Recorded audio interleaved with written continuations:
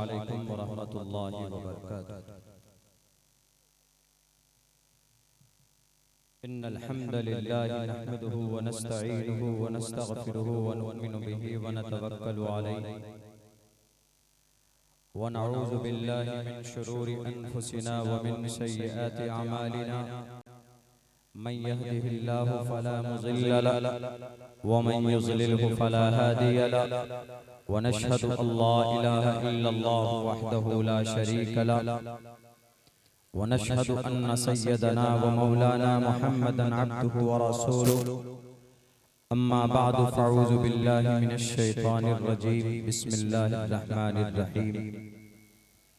लक़द कान लकुम फ़ी रसूलिल्लाहि उस्वतुन हसनह व क़ाल अल्लाहु तबारक व तआला फ़िल क़ुरआनिल मजीद व क़ाल फ़ित्यतुन आमनू बिरब्बिहिम व ज़िदनाहुम हुदन व रबतना अला क़ुलूबिहिम। सदक़ल्लाहुल अज़ीम। क़ाल अन्नबिय्यु सल्लल्लाहु अलैहि वसल्लम इन्नमा बुइस्तुम मुयस्सिरीन व लम तुबअसू मुअस्सिरीन औ कमा क़ाल अन्नबिय्यु अलैहि सलातु वस्सलाम। All praise and thanks are Allah's, the Lord of the Alameen, mankind, jinn and all that exist. You honor only that ruling judge, the day of recompense, it means the day of resurrection. You alone we worship, you alone we ask for help each and everything. Guide us to the right path, to the straight way. O my Lord, expand me my praise, tease my task for me, remove the impediment from my speech so they may understand what I say. वसुदेवसुतं देवं कंसचाणूरमर्दनं देवकी परमानंदं कृष्णां वंदे जगद्गुरुमा। रुद्रवो गिरीवा अश्रैत पिशाचा प्यारो नाम पर जाम जही एव ब्रह्मा द्विषो जही तुवम तूर्य तरुष्यतः सत्यम विभाजानि। ओम सहनाववतु सहनो भुनक्तु सहवीर्यं कर्मामहे तेजस्वनावदीदवस्तु मा विद्विषावहे। ब्रह्मानंतमनादि विश्वकुर्दजं सत्यं परम शाश्वतं विद्या यस्य सनातनी निगम हृदय।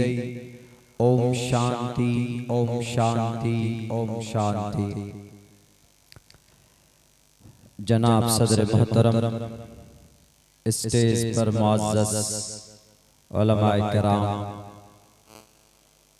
और इस्लाह मुआशरा के बैनर तले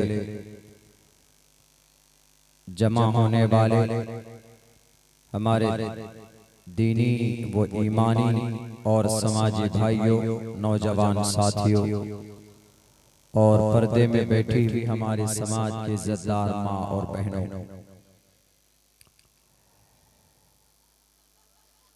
आपके इस इलाके में,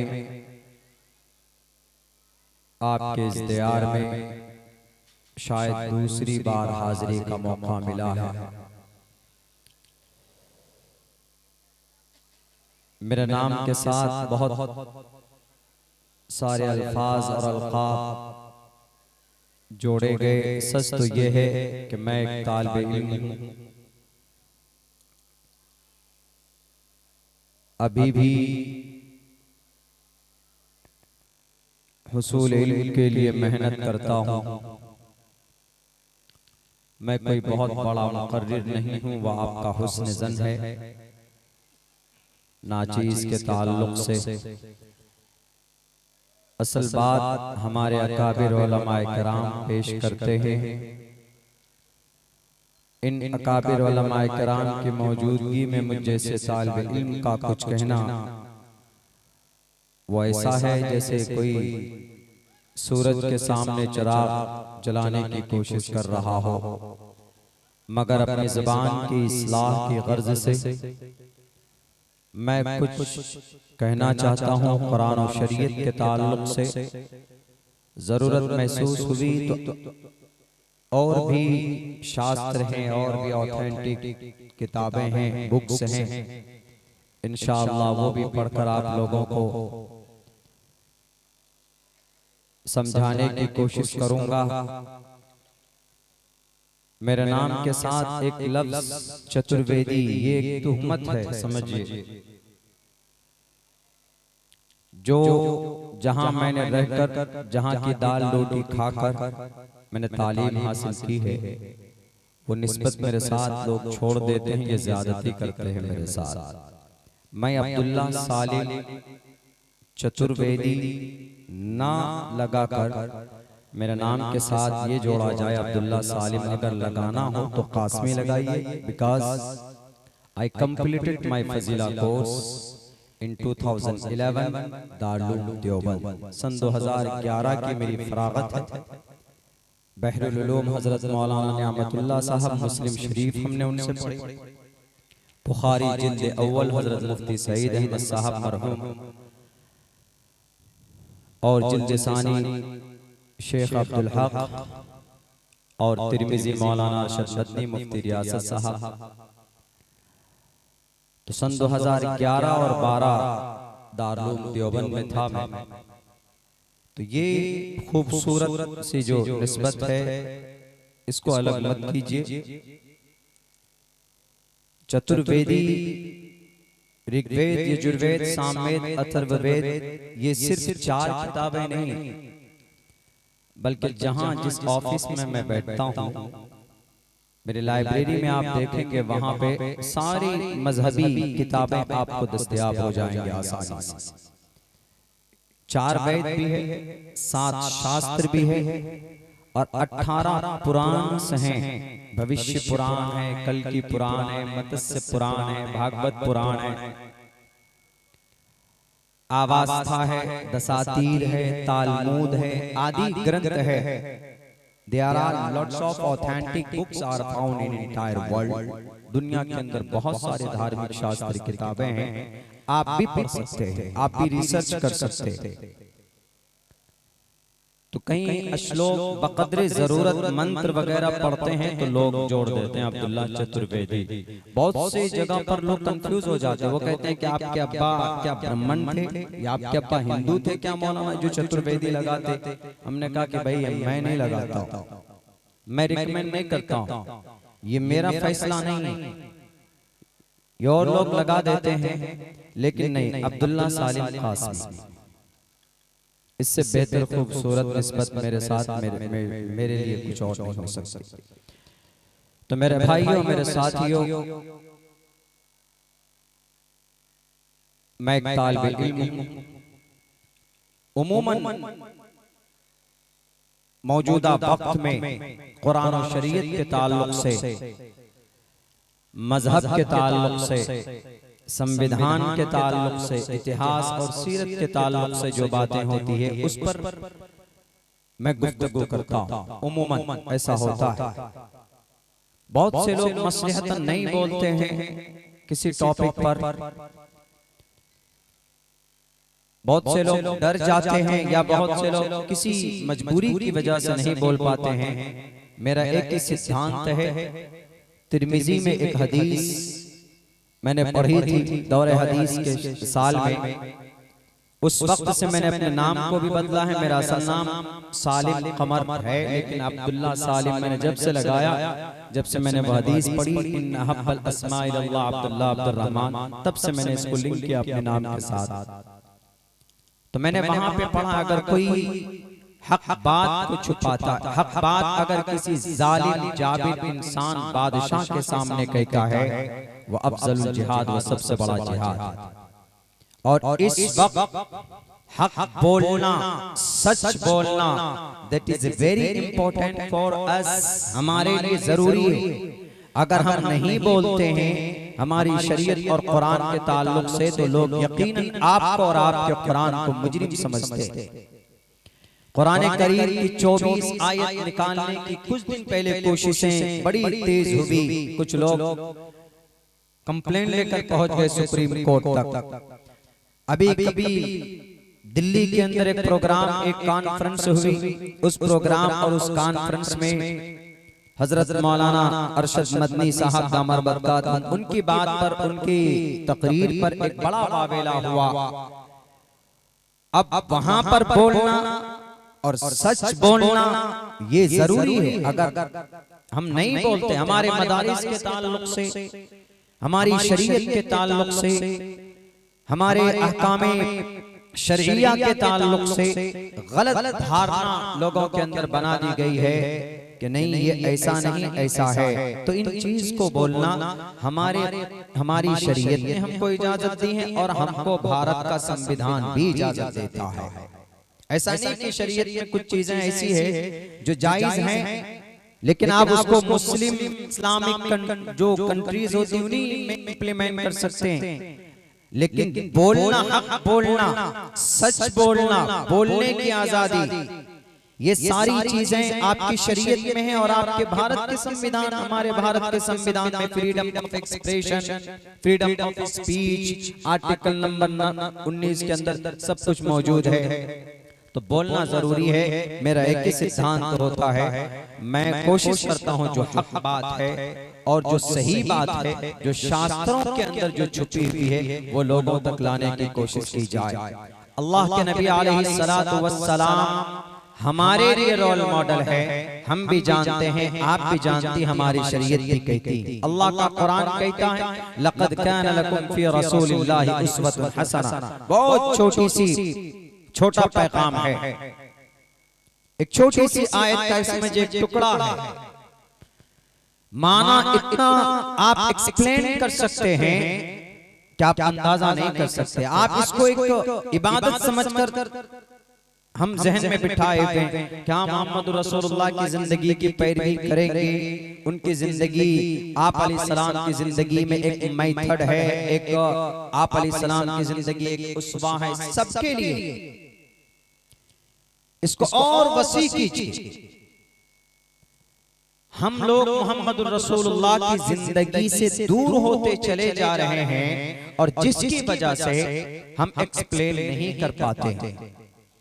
दुनिया की सबसे मजबूत तरीन जमात इस वक्त कौन सी है? यूनाइटेड नेशन, अक़वाम मुत्तहिदा। जिस वक्त ये तंजीम बनी थी, उस वक्त उसके सदस्य 51 मुल्कों के लोग, 51 मुल्क उसके सदस्य थे, 51 ममालिक के लोग। लेकिन आज 150 से अधिक है। उस तंजीम की बुनियाद, उस तंजीम के कामयाब होने की वजह क्या है? आप कहेंगे कि उस तंजीम को लीड करते हैं जुडाइज्म, यहूदी, इसलिए वो तंजीम कामयाब है। मेरी तहकीक जहां तक है, यूनाइटेड नेशन, अक़वाम मुत्तहिदा, उस तंजीम के कामयाब होने की वजह सिर्फ ये है कि मोहम्मद रसूलुल्लाह सल्लल्लाहु अलैहि वसल्लम की तंजीम के मुताबिक उस तंजीम को बनाया गया। देखिए, मैं बिहार सीमांचल से बिलोंग करता हूं। मेरे यहाँ तज़किर व तानीस में फर्क नहीं करते। अम्मी खा रहा है, बाप सो रही है, इसीलिए कहीं पर मुज़क्कर मुअन्नस में गलती हो तो माफ कीजिएगा। मेरी मादे में है वो चीज, कोशिश करूंगा।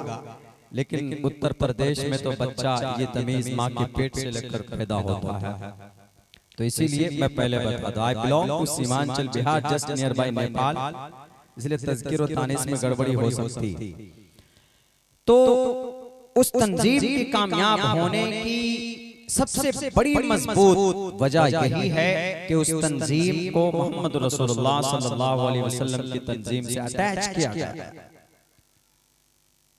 कैसे आप कहेंगे कि मौलाना इतनी बड़ी बात कैसे कह रहे हैं? देखिए, मोहम्मद रसूलुल्लाह सल्लल्लाहु, ये जो अक़वाम मुत्तहिदा है, इस तंजीम की बुनियाद डाली गई 1940 से लेकर 1946 के बीच। जो दूसरी जंग अज़ीज़ हुई थी दुनिया में, सेकेंड वर्ल्ड वॉर जिसको कहते हैं, कई करोड़ लोग मारे गए थे। एक तरफ जापान, ईरान, इटली, जर्मनी, एक तरफ ब्रिटानिया, अमेरिका, रशिया भी इन्वॉल्व था। दोनों तरफ से लोग करोड़ों की तादाद में मारे गए थे इक़्तिदार और कुर्सी के लिए। जब ये जंग खत्म होती तो उस जंग के खात्मे के बाद कुछ थिंकर लोग कुछ कौम के, समाज के समझदार लोग बैठे, उन्होंने ये फैसला किया कि अगर इसी तरीके पर जंग होती रही तो दुनिया से ह्यूमैनिटी क्या, दुनिया से मानव का खात्मा हो जाएगा। इसीलिए कोई ना कोई ऐसा निजाम बनना चाहिए कि जिस निजाम के तहत कुछ अगराज़ और मकासद हो इंसान की बका के लिए। तो उन्होंने कहा कि सबसे पहले हम एक तंजीम बनाते हैं और उस तंजीम में 4 चीजें होगी। एक तो ये, कोई भी मामला होगा दुनिया के अंदर उस तंजीम के अंदर लाएंगे, जुल्म किसी पर कोई नहीं करेगा और मजलूम को इंसाफ देंगे और हक पर चलेंगे। और अगर कहीं पर कोई झगड़ा करेगा, आपस में लड़ेगा, तो बीच में हम लोग उसका सलूशन निकालेंगे, उसका हल निकालेंगे। तो अल्लाह के नबी अलैहिस्सलातु वस्सलाम ने 20 साल की उम्र में एक छोटी सी जमात, एक तंजीम बनाई थी। उस तंजीम को हम लोग नहीं जानते हैं, उस जमात को, उस संगठन को हम लोग नहीं जानते हैं। उसका नाम हिल्फुल फुजूल रखा था आप अलैहिस्सलाम। आस बिन वाइल ज़बीद नामी एक शख्स मक्का में पहुंचता है। वो कहता है कि मैं यहाँ पर बिजनेस करना चाहता हूँ, तिजारत करना चाहता हूँ। आस बिन वाइल ने कहा कि आई एम रेडी, मैं तैयार हूँ। तुम्हारे पैसे होंगे, तुम्हारी दौलत, तुम्हारी पूंजी होगी और मेरी मेहनत होगी और जो मुनाफा होगा आपस में बांट लेंगे। उसने एग्री किया, ठीक है। लेकिन कुछ सालों के बाद सारे मुनाफे, सारे प्रॉफिट आस बिन वाइल ने अपने हड़प लिया, करप्शन कर गया, करप्ट कर गया, खा गया। ज़बीद नामी शख्स बाहर से आया, उसका कोई नहीं था। आस बिन वाइल इलाके का था, दबंग था, पावर में था, इक़्तिदार में था, जो मन में चाहा, जो मन में आया वही किया। उसने कहा कि ज़बीद तुमको रहना है जिंदा तो मैं जो कहता हूं वही करो। तो वो डर गया बेचारा ज़बीद नामी शख्स। अब वो पागलों की तरह फिरता कि है कोई माए का लाल जो मुझे इंसाफ दिला सके, है कोई मर्द मुजाहिद जो मेरा हक मुझे लाकर दिला सके। तो अल्लाह के नबी अलैहिस्सलाम के पास भी पहुंचा वो बंदा। 20 साल की उम्र है मोहम्मदुर रसूलुल्लाह की, आप अभी नबी नहीं बने। आप 20 साल की उम्र में मुकम्मल जवानी आप अलैहिस्सलातु वस्सलाम के पास पहुंचता है और कहता है, आप अलैहिस्सलाम ने कहा कि तुमको इंसाफ मिलेगा। आपने सारे रुअसाए मक्का को जमा करके कहा कि ऐसा नहीं हो सकता, किसी के माल और दौलत या किसी के हक को लूट कर कोई चैन की नींद नहीं सो सकता।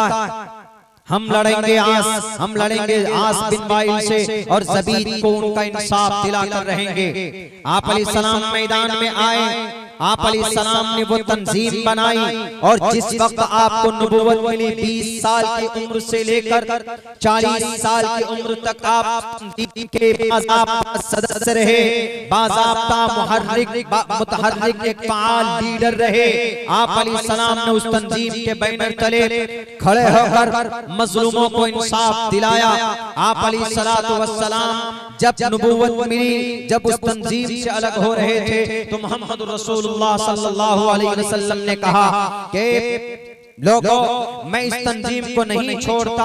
अगर मुझे कोई सुर्ख ऊंट भी दे देता कि इस तंजीम से अलग हो जाओ, इससे जुड़े मत रहो, मैं तब भी उस तंजीम से अलग नहीं होता, क्योंकि उस तंजीम से इंसाफ की आवाज बुलंद होती, उस तंजीम से मजलूमों को हक दिलाया जाता। इसीलिए मैं उस तंजीम से अलग नहीं होता।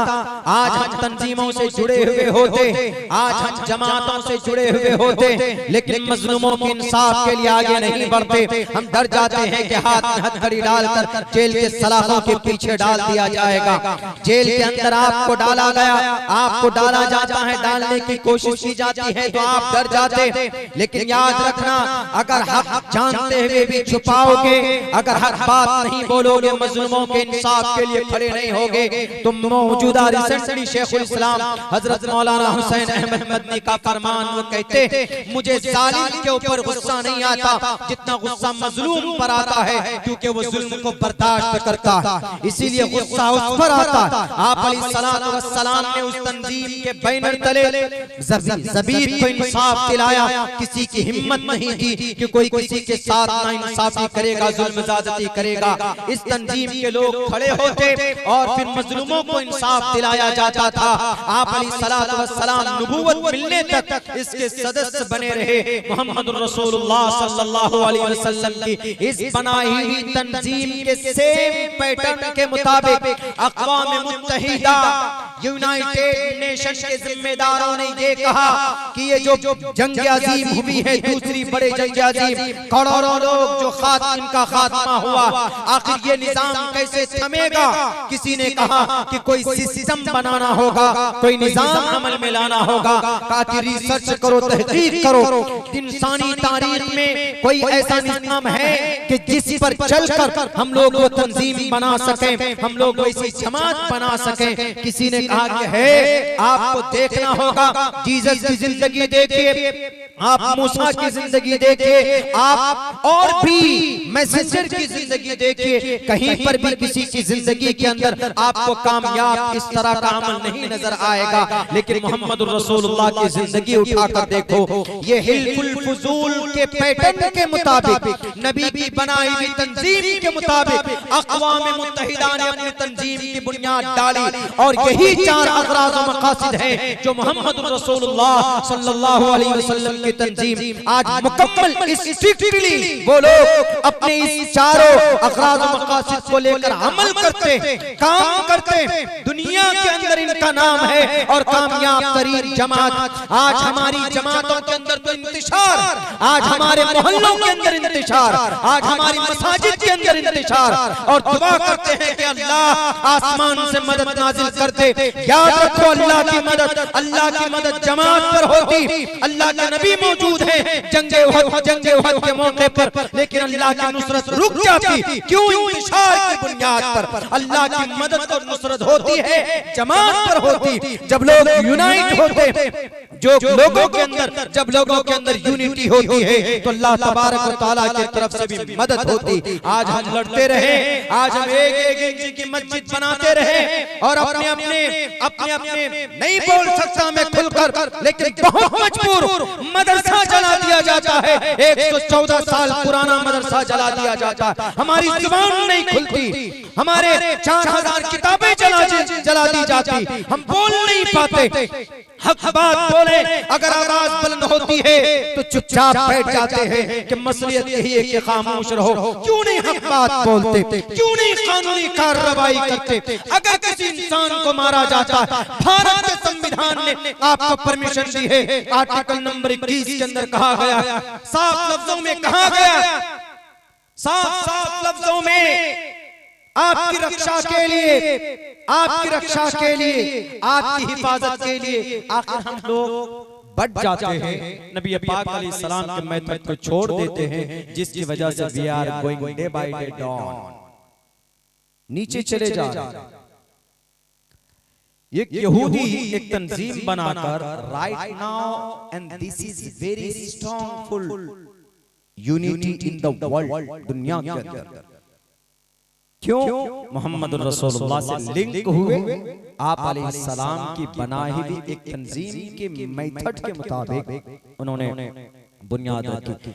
जितनी रिसर्च, जितनी तहकीक सुन्नत पर, कुरान पर यहूदी और नसरानी कर वो कामयाब हो रहे हैं, हम लोग तो उस पर पढ़ते भी नहीं है, तहकीक भी नहीं करते।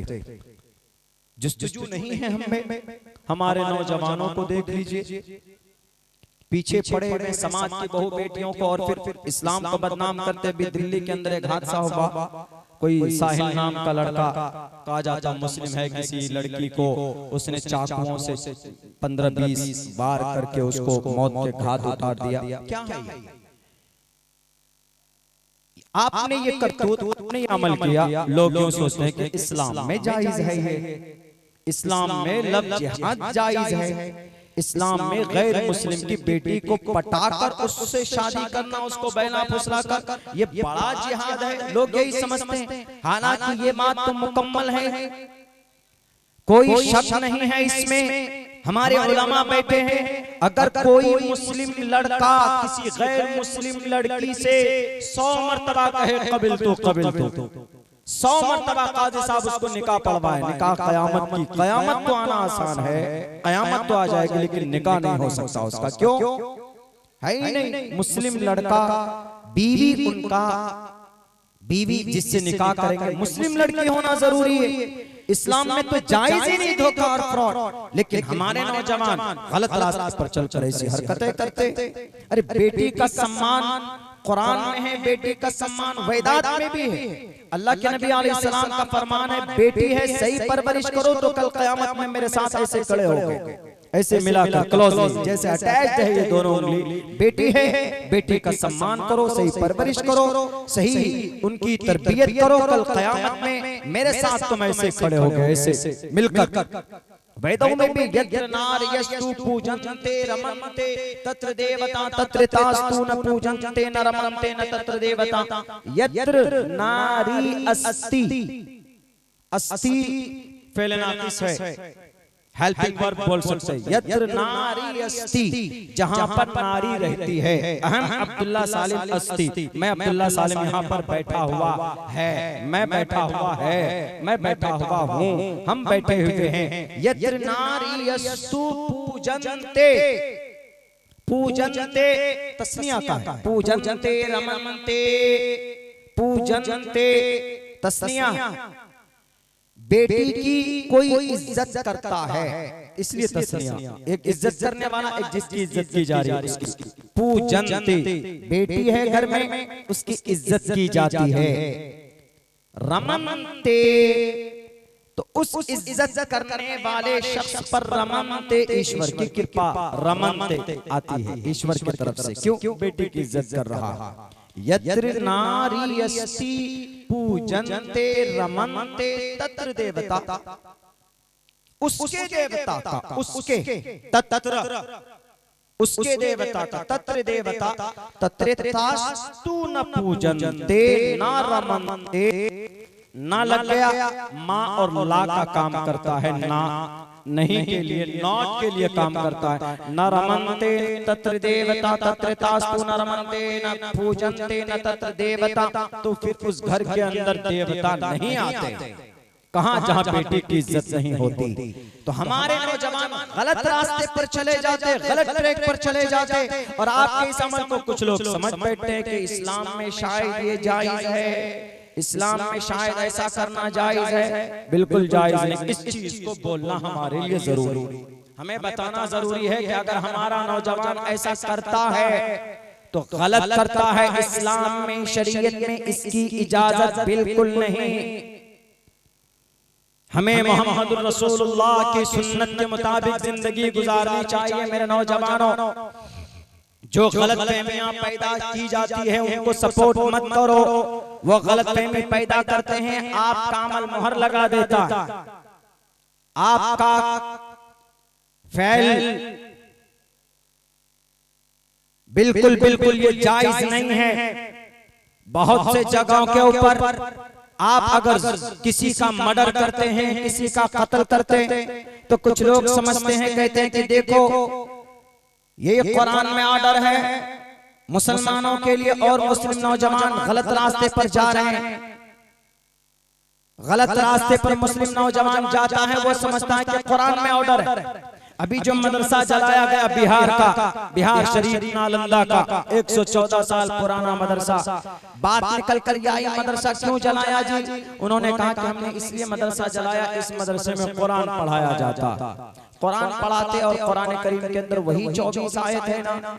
एक आयत ये है, या अय्युहन नबिय्यु हर्रिज़िल मुमिनीना अलल क़िताल। देखिए आपका अल्लाह नबी से कह रहा है कि नबी मुसलमानों को तैयार करो कत्ल पर।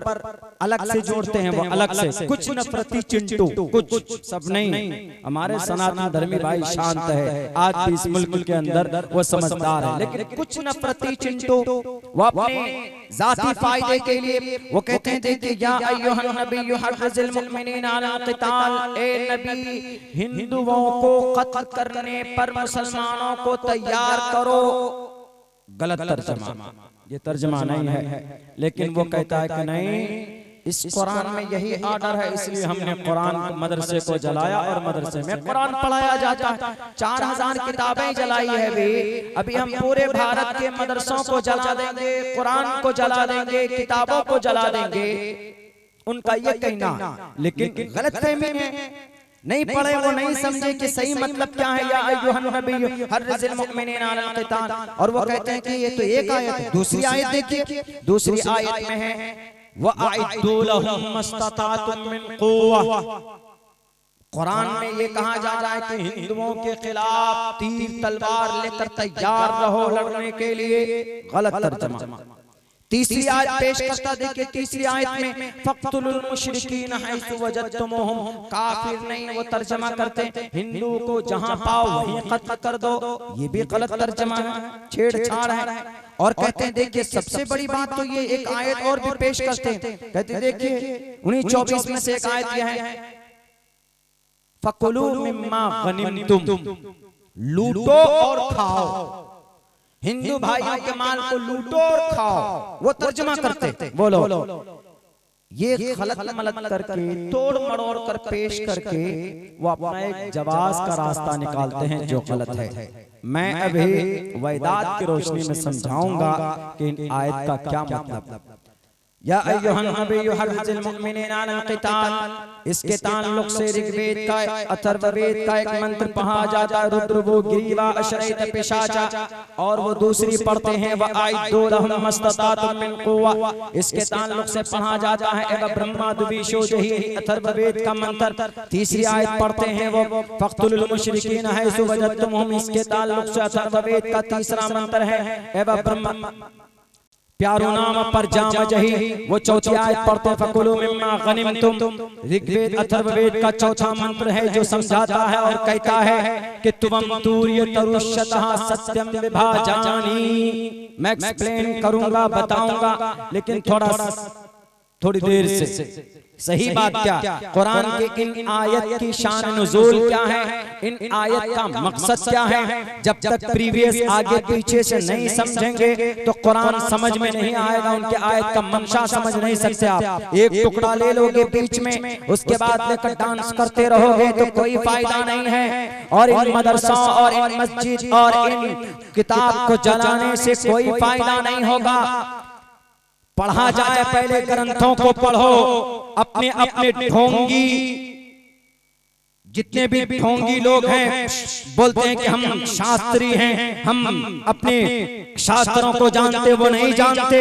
यकीनन अगर आपको एक्चुअल और सही नॉलेज चाहिए तो आप बैठिए मेरे साथ, मैं आपको ऋग्वेद देता, मैं आपको अथर्ववेद देता, मैं आपको सामवेद देता, मैं आपको यजुर्वेद देता, मैं आपको श्रीमद् भगवत गीता देता, मैं आपको रामायण महाभारत देता। जहां समझ में ना आए मुझसे पूछ लीजिए, मैंने आपके संस्कृत ग्रामर को पढ़ा, मैं हाफिज कुरान हूँ।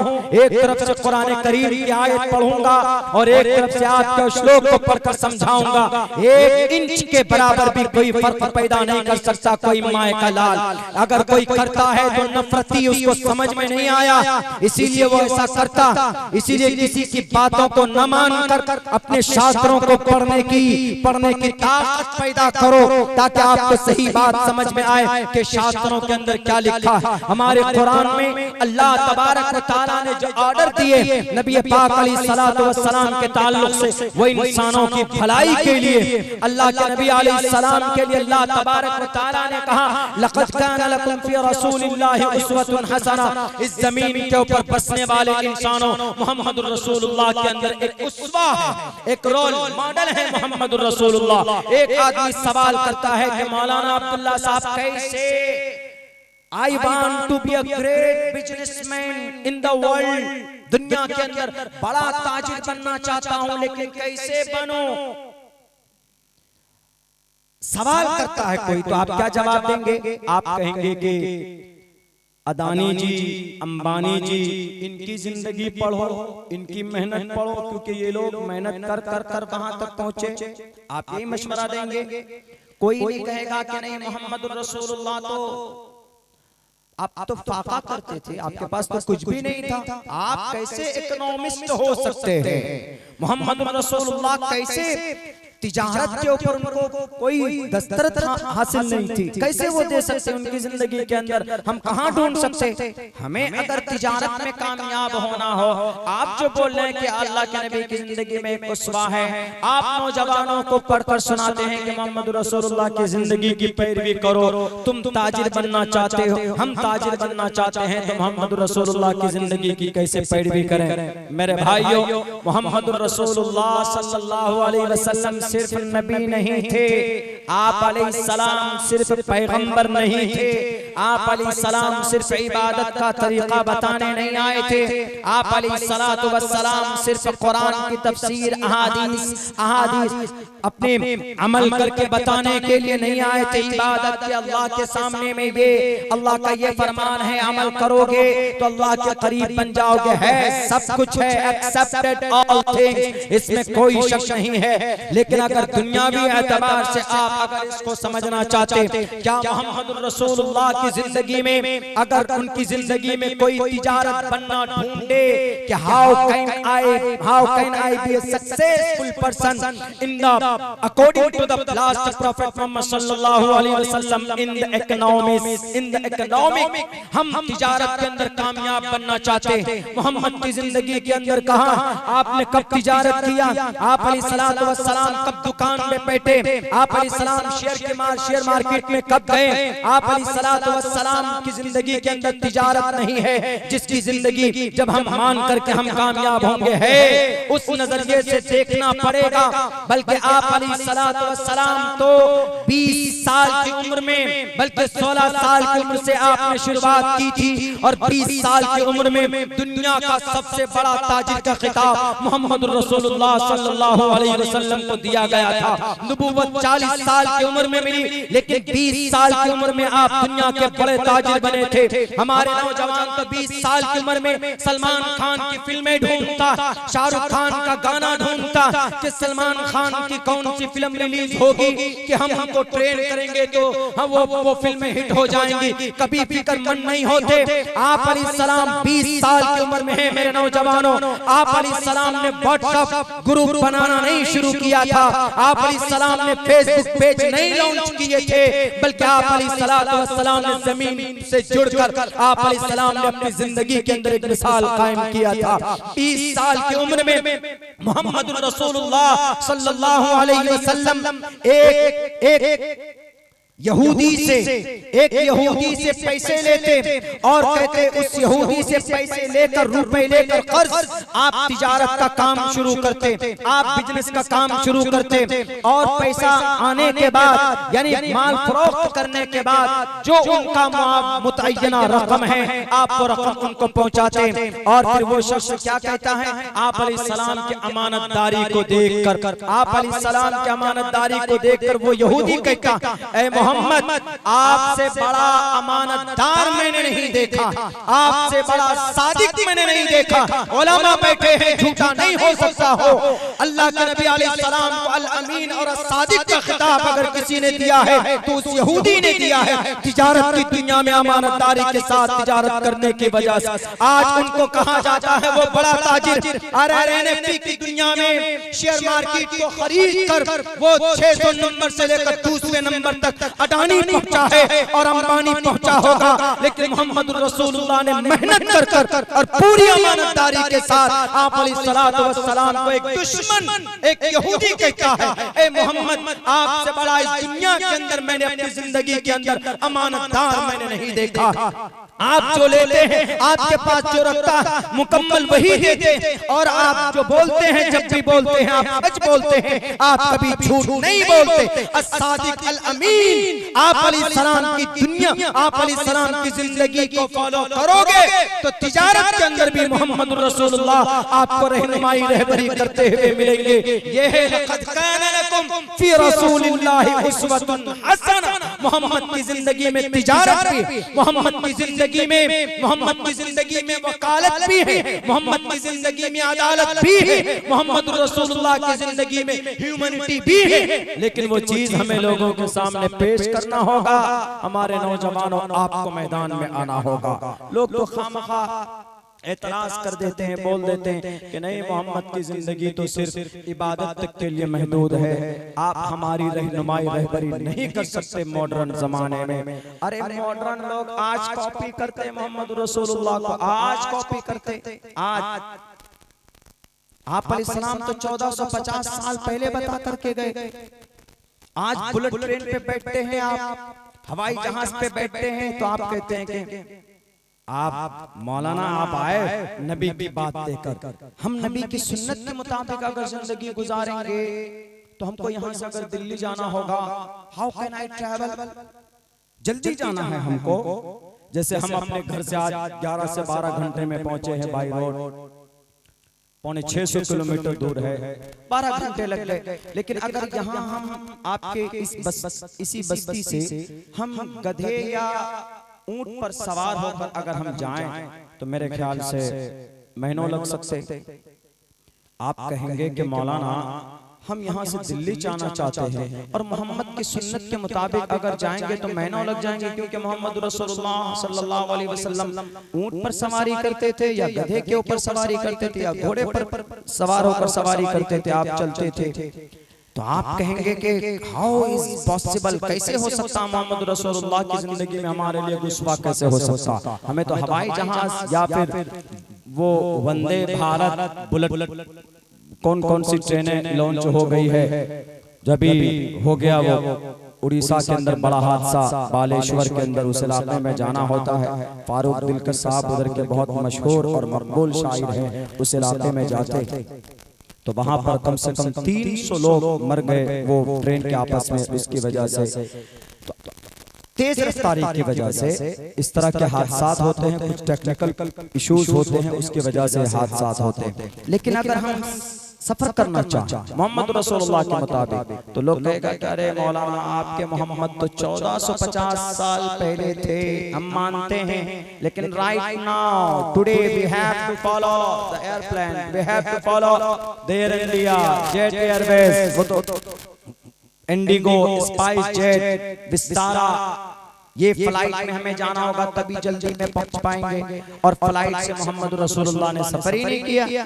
आपके जमाने में ट्रेन थी नहीं, ट्रेन में चलेंगे तो कैसे सुन्नत के मुताबिक ये सफर, ये सवारी, ये तेज रफ्तार सवारी आपकी जिंदगी में थी ही नहीं।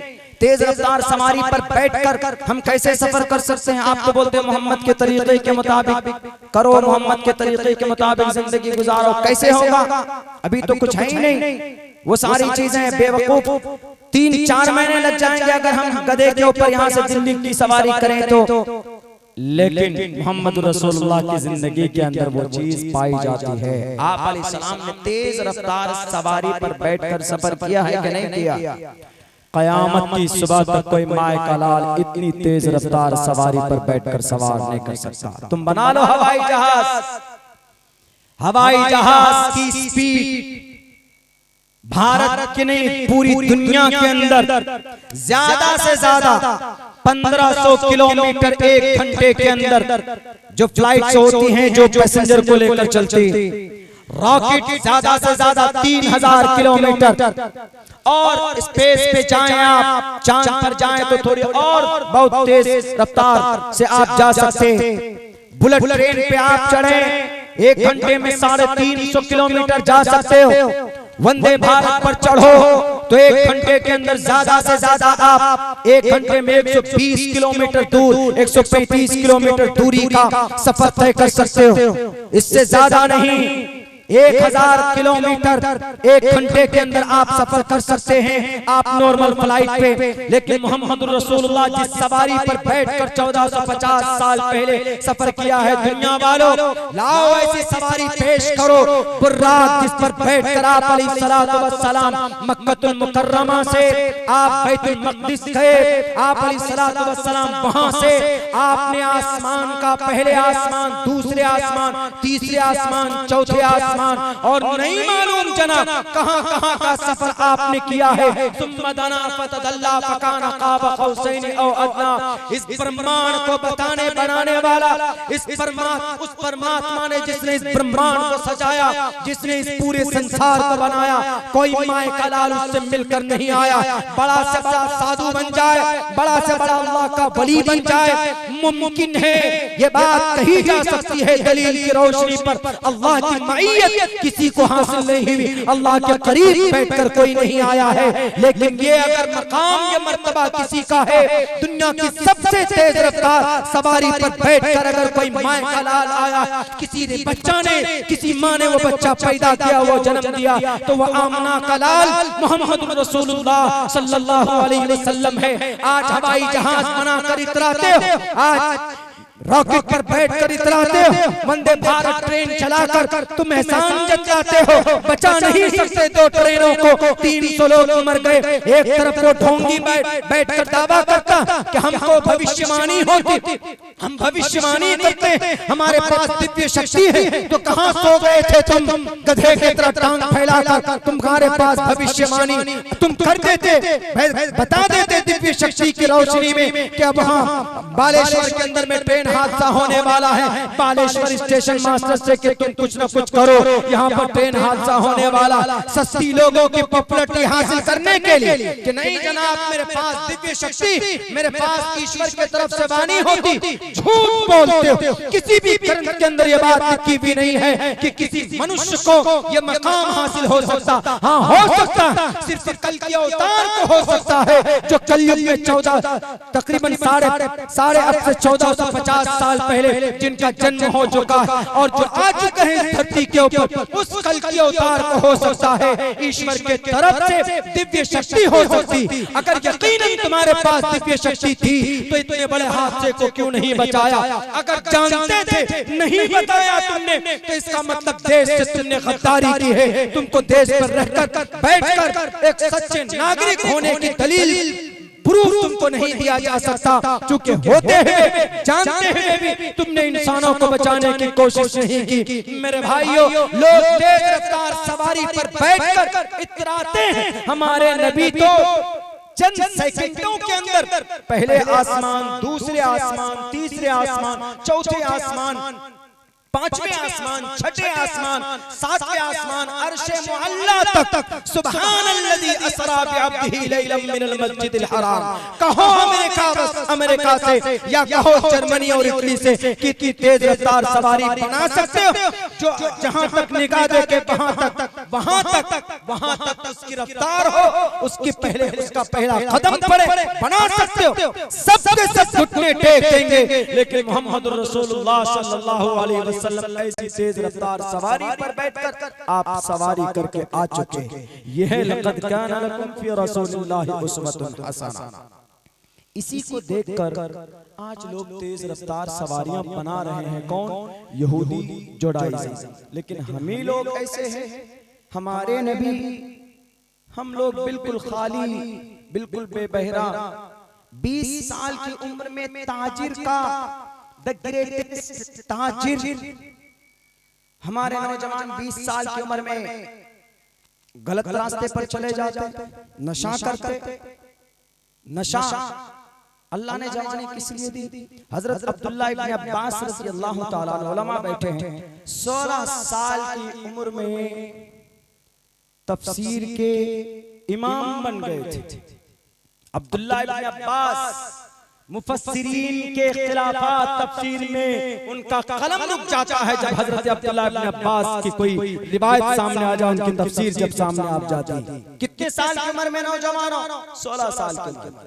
हम तो 16 साल की उम्र में सिर्फ सलमान खान की कमर देखते हैं कि कौन से गाने में किस तरह से डांस किया है, उसके ऊपर गौर करते। ये हमारे नबी पाक अलैहिस्सलाम से,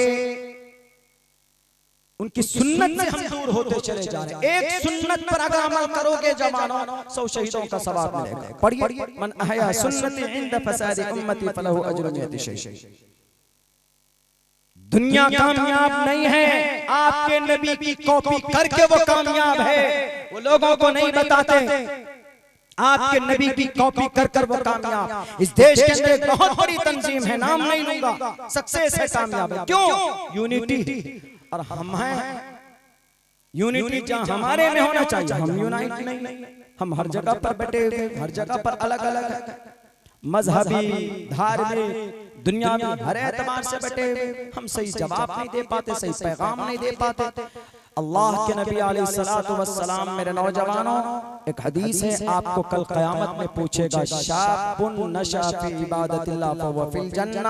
आप अपनी जवानी को अल्लाह के रास्ते में अगर लगाएंगे तो आप जन्नत में जाएंगे, वरना एक बहुत खतरनाक सवाल होगा, वान शबाबिही फीमा अबला, जवानी कहाँ पुरानी करके आया। सबसे पूछे, आज जो बेटियां आपकी और हमारी मुर्तद हो रही है, उसमें जिम्मेदार हम लोग भी हैं। इसके ऊपर भी मैं बात करूंगा, लेकिन उससे पहले वो जो 24 आयत है, इसके ऊपर क्या तैयारी है हमारे नौजवानों की कि चलो हाँ भाई, गलतफहमी पैदा हो रही है तो हम के सिपाही बनकर कुरान और शरीयत का अलमबरदार बन, हम भारत के संविधान की रोशनी में रहते हुए, उनके अंदर रहते हुए हम गलतफहमी का और इनका एक्सप्लेनेशन करें। हमारे नौजवान नहीं बता पाएंगे। अभी पूछ लीजिए कि शाहरुख खान की फिल्म आई, कितने की कमाई की, अभी फौरन बता देंगे। और सलमान खान की फिल्म आई, कितनी कमाई की, डायरेक्टर कौन है, प्रोड्यूसर कौन है उनका, उनको कोरियोग्राफर कौन है, क्या क्या होता है वो कौन है, यहाँ तक के जो और छोटी छोटी चीजों के एडिटर्स होते वो हमारे जवान बता देंगे। लेकिन एक चीज पूछ लीजिए कि आपके कुरान करीम की 24 आयतों पर एलिगेशन है, आप जवाब दे सकते? नहीं दे सकते। सूरह फातिहा आपको याद है? बिल्कुल नहीं है। अल्लाह के नबी अलैहिस्सलाम पैदा हुए मकसद क्या था उनका, दुनिया के अंदर क्या पैगाम है, दुनिया वालों के सामने आप अलैहिस्सलातु वस्सलाम क्या है, नहीं बता सकते। हमारे नौजवान आज बिल्कुल दिलचस्पी नहीं है, गलत रास्ते पर जाने में नंबर 1। मेरे नौजवानों, मैं खुसूसन आपको इसीलिए मुखातब कर रहा हूं, आप इस मिल्लत की तकदीर हैं, आप इस कौम की तकदीर हैं। यहूदी को अर्श मुअल्ला तक पहुंचाया उनके नौजवानों ने। आपके हाथ में जो आज मोबाइल है, सेल्फी सबसे बेहतरीन कौन से मोबाइल से आता है, हमें वही मोबाइल चाहिए। पता है इस मोबाइल में जो माइक्रो कैमरा लगा हुआ, उसके अंदर जो लेंस लगा हुआ, दुनिया तो ये समझते हैं कि इस लेंस को हमने बनाया, इस कैमरे को हमने बनाया। उसी पर तहकीक कर लीजिए, दुनिया के अंदर कैमरे को वजूद में लाने वाला इब्न हैसम है, जो कुरान करीम पढ़ना जानता था, जो एक मदरसे का तालिब इल्म था। The education of ilm optics, the education, the knowledge of optics पढ़िए। ब्रेड हॉडली की किताब है, 336 सफ़े की। दुनिया के ऊपर मोहम्मद रसूलुल्लाह के मानने वाले का एहसान है। कुरैश निकालो नौजवानों और दुनिया को कहो कि तुम जीरो हो, हमारे नबी हीरो हैं। हमारे नबी जिस शरीयत को लेकर आए वो मुआशरे के इस्लाह के लिए सबसे बेहतरीन निजाम और सबसे बेहतरीन सिस्टम, सिर्फ इस्लामिक मुआशरे के सुधार के लिए नहीं आए थे। आप अलैहिस्सलातु वस्सलाम रहमतुल लिल आलमीन थे। अल्लाह ने कहा कि है sent you not but as a mercy for all creatures. मैं आपको मुसलमानों के लिए नहीं भेज रहा, आपको एक दुनिया के लिए नहीं भेज रहा, बल्कि आपको क्रिएचर्स के लिए भेज रहा, तमाम मखलूकात के लिए आपको भेज रहा। वैसा बनो, उनकी गुलामी करो। ये जिनके डांस और जिनकी शक्लें देखकर अपनी जिंदगी तबाह कर रहे हो, जरा सोचो और पूछो किसी से भी कि कल क़यामत में हमारा बेड़ा पार कौन करेगा। नौजवानों, क्या तुम सलमान खान से कहोगे कल क़यामत में मैं आपका बिगेस्ट फैन ऑफ यू, मैं आपका बहुत बड़ा भक्त था। कोई फिल्म आती थी, कोई गाना रिलीज होता था तो सबसे पहले मेरे मोबाइल में डाउनलोड हो जाता था। इसलिए आज अल्लाह से सिफारिश कर दीजिए, सबसे पहले अल्लाह इन्हीं लोगों को कहेगा। मुझे कभी उम्मीद है अल्लाह जो बुराई से बचता है वो जन्नत का दावेदार होता है। इस रोशनी में ये कह सकता हूँ, कौन हो तुम? जी सलमान खान, कान पकड़ लो। तुम कौन हो?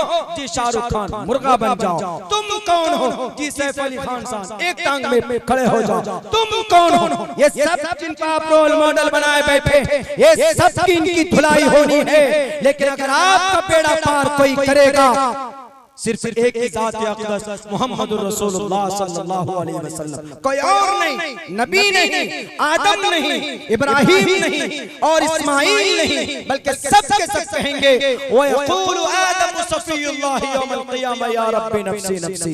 अगर कोई आपके लिए मुतालबा करेगा, व यक़ूलु रसूलुना व नबियुना व हादियुना शफ़ीउना मुहम्मदुन सल्लल्लाहु अलैहि वसल्लम यौमल क़ियामा या रब्बी उम्मती या रब्बी उम्मती। आपका बेड़ा पार मोहम्मद के ही जरिए होगा।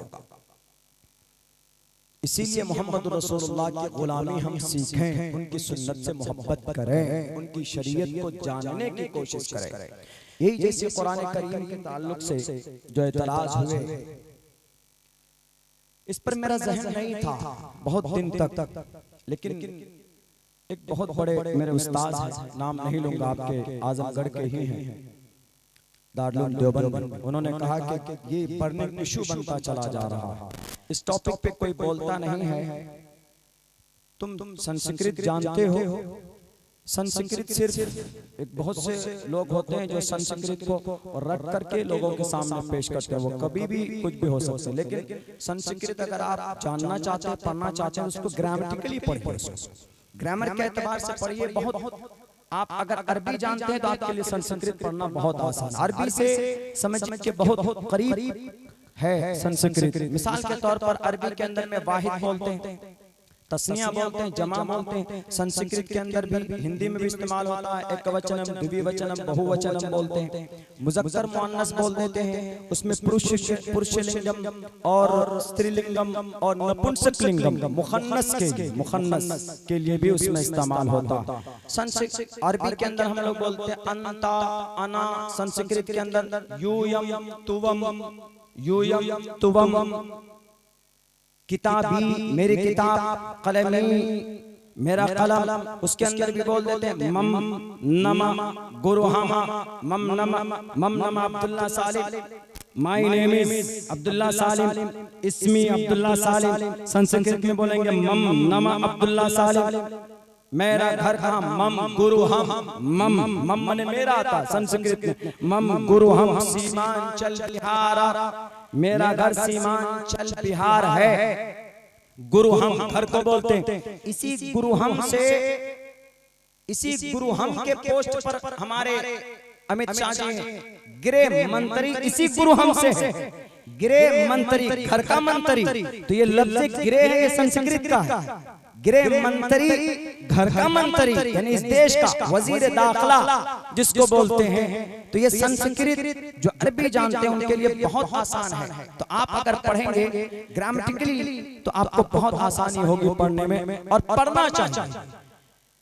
पुरानी लैंग्वेज है, थोड़ी टफ होती है, जल्दी याद नहीं होती, इसके श्लोक और मंत्र जरूरत नहीं है, लेकिन पढ़ सकते, पढ़ने में कोई दिक्कत नहीं, पढ़ने में कोई हर्ज नहीं। तो उन्होंने कहा कि तुम जानते हो तो जरा बताओ तो देखो तो कहां पर है ये जो संस्कृत लैंग्वेज में कुरान करीम की आयत और उसके मीनिंग मतलब को पेश करते हैं। जब वो लिटरेचर पहुंचाया गया मेरे पास, उसका तर्जमा जब संस्कृत में हमने देखा, हमने कहा कि ये तो खुली भी ज़्यादती, कहीं से कहीं तक इसका रिश्ता ही नहीं। और ये जो आयतें इन्होंने पेश की है, जो 24 आयतें, इस पर आज भी भारत सरकार अमल करती है। इन आयतों पर आज भी अमल करती, आज भी 1450 साल पहले ये आयतें नाज़िल हुई कुरान करीम में। सुप्रीम कोर्ट में निकालने के बजाय इस पर एक्सप्लेन डिबेट ये होना चाहिए क्या रे ये आयतें वो हैं जिस पर आज भी भारत सरकार ने दुनिया के टोटल ममालिक के लोग अमल करते हैं इन आयतों पर। बोला करो, एक्सप्लेन करो। हमने कहा कि सर मैं जब ही करूंगा हजरत जब मैं इन संस्कृत को इन कुरान करीम की आयतों के मुताबिक इन उनके शास्त्र के अंदर मैं मंत्र देख लूंगा। तो 2.5 महीने से मैंने तहकीक शुरू की है। 2.5 महीने के अंदर 6 आयत का एक्सप्लेन, उनके श्लोक, उनके मंत्र मैंने देखे। कुरान करीम की आयत क्या है वो पेश करते हैं। या अय्युहन नबिय्यु हर्रिज़िल मुमिनीना अलल क़िताल, ए नबी आप मुसलमानों को क़िताल पर उभारिए। ये तर्जुमा किन लोगों को के किताल पर उभारिए। आप अलैहिस्सलाम जब मक्का से मदीना आए तो यहूदियों के साथ मिलकर कुछ मुशरिकीन मक्का, कुफ्फार मक्का, मदीने के यहूदी से मिलकर आप अलैहिस्सलाम जब मदीना पहुंचे तो आपने गठबंधन किया, आपने अलायंस बनाया। गठबंधन ये हुई, आपस में बातचीत ये हुई कि कोई किसी के खिलाफ नहीं लड़ेगा, कोई तलवार नहीं उठाएगा, कोई किसी को बुरा भला नहीं करेगा, हम एक दूसरे की मदद करेंगे, कोई किसी की कत्ल की साजिश नहीं रचेगा, कोई जासूसी भी नहीं करेगा। ये ये बातें लिखी गई, बात फाइनल। आप अलैहिस्सलाम अपने काम में लगे हैं, यहूदी भी अपने काम में लगे, लेकिन कुछ यहूदी चुपके मदीनतुल मुकर्रमा के मुशरिकीन से मिलकर कि अरे तुम्हारे शहर में जाकर दादागिरी, मोहम्मद इब्ने अब्दुल्ला देखो, हम लोगों ने इतना जुल्म किया कि निकाल दिया, वहां से बाहर कर दिया। हालांकि उनके निकालने की वजह से नहीं, अल्लाह का ऑर्डर था, अल्लाह के ऑर्डर से आप अलैहिस्सलाम हिजरत करके आए। तो इन्होंने कहा बरखलाया यहूदियों को, और यहूदी ने आप अलैहिस्सलाम की कत्ल की साजिश शुरू की, जासूसी शुरू की, जासूसी। तो जासूसी करने वाले की सजा क्या है इस देश में, भारत में? अगर कोई हमारे मुल्क के भारत में रहकर अगर कोई बांग्लादेश या चाइना की जासूसी करे या अमेरिका के अंदर जाकर अमेरिका की जासूसी करे, तो हर मुल्क और हर देश का कानून है उस जासूस को फांसी की सजा या उसको उम्र कैद की सजा सुनाई जाती है। आज भी अगर भारत के अंदर कोई जासूस पकड़ा जाए तो उसको फौरन मोदी जी कहेंगे कि ये जासूस है, इसने देश की सिक्योरिटी को खतरा पहुंचाने की कोशिश कर रहा है। एक काम करो, इनको फौरन यूएपीए लगाकर इनको जेल के सलाखों के अंदर डालो। आज भी इस आयत पर अमल करते, जब हमारे मुल्क में जासूस को फांसी की सजा दी जा सकती, किसी मुल्क में सूली की सजा दी जा सकती, तो मोहम्मद रसूलुल्लाह के शहर में अगर कोई मक्का मुकर्रमा का जासूस पकड़ा जाए, उसका जासूस पकड़ा जाए, तो मोहम्मद रसूलुल्लाह को अगर अल्लाह कहता है कि तुम उसको कत्ल करो, तुम्हारे खिलाफ जो बगावत करते हैं उसको तुम मारो, तो ये गुनाह कैसे हो सकता है? बताओ जरा अकल के दुश्मनों, कैसे हो सकता है? ये है उस आयत का मतलब। एक आम इंसानों को, एक सनातन धर्मी भाइयों को कत्ल का ऑर्डर नहीं देता, बल्कि जासूसी करने वाले और अहद शिकनी करने वाले और बगावत करने वालों के लिए इस आयत के अंदर ऑर्डर दिया गया। या अय्युहन नबिय्यु हर्रिज़िल मुमिनीना अलल क़िताल। वो जो जासूस हैं, वो जो शहर के अमन शांति को खत्म करना चाहते, वो जो मुल्क के जो देशद्रोही हैं, उनके लिए ये आयत है। और इस आयत पर हमारे भारत सरकार अमल करती है कि नहीं करती? कैसे जुर्म हो सकता, कैसे मुजरिम हो सकता? तब भी अगर आपको समझ में नहीं आता तो उठाओ मंत्र श्लोक अथर्ववेद के अंदर और यजुर्वेद के अंदर कहा गया, रुद्रवो गिरीवा अश्रैत पिशाचा, रुद्रवो गिरीवा अश्रैत पिशाचा। इस जमीन पर सबका अमल ईश्वर के पास लिखा जाता है, सबका अमल ईश्वर के पास लिखा जाता है। जो आदमी अगर कोई किसी और को सपोर्ट करेगा, अपनी बात किसी और को पहुंचाएगा और अपने लोगों को हानि पहुंचाएगा, तो वो भी ईश्वर के पास लिखा हुआ है। और कहा जाता है उस शख्स के बारे में जो अपने लोगों को नुकसान पहुंचाता है, क्या कहा जाता? प्यारो नाम पर जाम जही उसका सर कलम कर दो। जो आदमी अपने लोगों को नुकसान पहुंचाता है उसका सर कलम कर दो। अथर्ववेद और यजुर्वेद दोनों कह रहा है, लेकिन कुरान करीम की आयत पढ़कर पेट में दर्द हो जाता है, अथर्ववेद पढ़कर पेट में दर्द नहीं होता। वहां गौर होना चाहिए। दूसरी आयत में क्या कहते हैं? दूसरी आयत भी इसी ताल्लुक से इसी तरह है। दूसरी आयत में कहते हैं कि इस आयत पर तो बाज़ाब्ता करोड़ों रुपए खर्च करती हमारे देश के लोग, हमारे देश की गवर्नमेंट। कैसे? बहुत बारीक बात बता रहा हूं मैं, यकीनन जरा गौर से सुनिएगा। थोड़ा मॉडर्न होकर के समझा रहा हूं ताकि आसानी के साथ समझ में आ जाए। वअइदू लहुम मस्ततातुम मिन कुव्वा, अपने दुश्मन के खिलाफ तुम तैयार रहो। हमारे इस मुल्क में मिसाइल बनाया गया क्यों? ताकि हमारे मुल्क के तरफ कोई आंख उठाकर देखे तो हम मिसाइल से डराएंगे। हम अपने पास, हमारे पास वेपन्स होगा तो दूसरे ममालिक पड़ोसी मुल्क जो हमारे तरफ आंख उठाकर देखते हैं वो डरेंगे। हमारे मुल्क की तरफ निगाह उठाकर देखने की जुर्रत नहीं होगी। आज भी अमल करते। डॉक्टर एपीजे अब्दुल कलाम ने 5 मिसाइल इसलिए बना कर दिया और जनाब न्यूक्लियर बम क्यों बनाया हमारे देश में? ताकि हम दुश्मन के आने के वक्त में अगर दुश्मन हम पर हमला करेगा तो अपनी देश की रक्षा के लिए हम उनसे मुकाबला करेंगे। बताइए वअइदू लहुम मस्ततातुम पर आज भी गवर्नमेंट अमल करती है। अगर कुरान करीम में यूं कह दिया कि मोहम्मद तुम्हारे कत्ल के लिए अगर कोई आता है, तुमको मिटाने के लिए अगर कोई आता है तो तुम तैयार रहो अपने दुश्मन और अपने द्वेष के खिलाफ। तो इसमें कौन सा जुर्म है? अगर नहीं समझ में आती है ये बात तो उठाया जाए अथर्ववेद के अंदर साफ साफ लफ्जों में कहा गया, साफ लफ्जों में, क्लियर लफ्जों में कहा, ए ब्रह्मा द्वेषो जही, ए ब्रह्मा द्वेषो जही, जो इंसान प्यारे नाम पर जामा जो जुल्म ज्यादती करता हो उनके खिलाफ तुम तैयार रहो, उनका सर तन से जुदा कर दो। अगर कुरान पर एतराज आपको है तो अथर्ववेद के इस मंत्र पर एतराज होना चाहिए। अगर कुरान करीम की आयत फकुलू मिम्मा गनिमतुम, लूटो और खाओ, अगर आपको इस पर एतराज है तो अथर्ववेद का एक मंत्र है जिसमें कहा गया तुवम तूरिया, तुवम मतलब तुम, तूरिया तरुष्यतः, कि तुम गर्दन मार दो उस शख्स की जो तुम्हारे सामने में तुम्हारा द्वेष है, यानी तुम्हारा शत्रु है। तुवम तूरिया तरुष्यतः, और जब तुम्हारा शत्रु मर जाए तो उनका बचा हुआ माल सत्यम विभाजनी, बांट कर खा लो। यही तो कुरान में कहा गया ना, फकुलू मिम्मा गनिमतुम, मैदान जंग में जो चीजें मिल जाए उनको तुम बांट कर खा लो। लेकिन क्या तर्जमा करते नहीं, लूटो और खाओ। इस्लाम में लूटना और खाना जायज है? बिल्कुल जायज है। जुबानी अगर किसी को तकलीफ पहुंचा देना आपने वो भी जायज नहीं है। अल्लाह के नबी अलैहिस्सलातु वस्सलाम का साफ हदीस मौजूद है। अल्लाह के नबी अलैहिस्सलाम ने फरमाया कि साहबा जरा बताओ कि मुफलिस कौन है?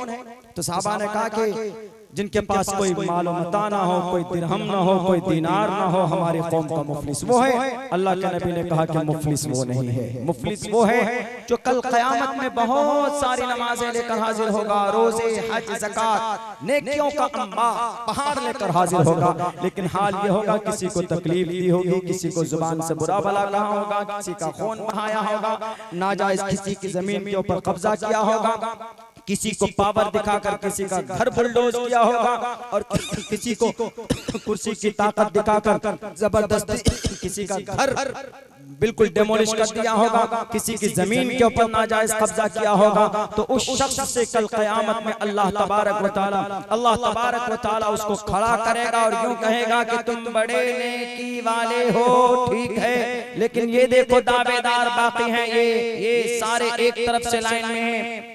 तुमने इनको गाली दी थी जी, गाली दी थी, कोई बात नहीं, नेकी दे दो, आज नेकी उठा कर लो जी, गाली के बदले नेकी। तुमने, तुम्हारा क्या, जब हमको एक थप्पड़ मारा था, लो जी दे दो। तुमने क्या क्या जी, बुलडोजर से घर तोड़ा था, लो नेकियां दो। सब लाइन में आएंगे, सब सारी नेकियां उठा कर दी जाने लगेंगी, उसकी नेकियां खत्म, और दावेदार बाकी होंगे कि अल्लाह हमारा भी हक है, मेरी जमीन के ऊपर कब्जा किया था, बड़ा दबंग था ना, दिखाकर वो कट्टा दिखाकर, डराकर, धमकाकर, और दुनिया के अदालत में पैसे खिलाकर जजमेंट बदल कर हमारी जमीन के ऊपर कब्जा किया था। अल्लाह कहेगा कि डोंट वरी, फिक्र मत करो, फल्यौम ला तुज़लम नफ्सुन शैआ, किसी के ऊपर जर्रा बराबर भी जुल्म ज़्यादती नहीं होगी, और मैं रब किसी के ऊपर जुल्म भी नहीं करूंगा। वमा रब्बुका बिज़ल्लामिल लिल अबीद। आज सुप्रीम कोर्ट भी मैं, आज हाई कोर्ट भी मैं, आज सीएम भी मैं, आज पीएम भी मैं, आज सब कुछ मैं, लिमन मुल्कुल यौम, कुर्सी इख्तिदार में बैठकर ताकत के नशे में चूर होने वालों, नाजायज और गलत तरीके पर इंसानों को लूटने और जुल्म करने वालों, बर्बाद करने वालों, याद रखो तुम्हारे खात्मे का वक्त आएगा। कल क़यामत में महाप्रलय में ईश्वर के सामने हाजिर होना होगा और तुमको अपने किए का सजा देना होगा। वहां पर यहाँ पर बच जाओगे अपने ताकत की वजह से, यहाँ पर बच जाओगे अपने पावर की वजह से, लेकिन ईश्वर के सामने से नहीं बच सकते। ए ब्रह्मा द्विशो जही, ब्रह्मा के सामने खड़ा होना होगा।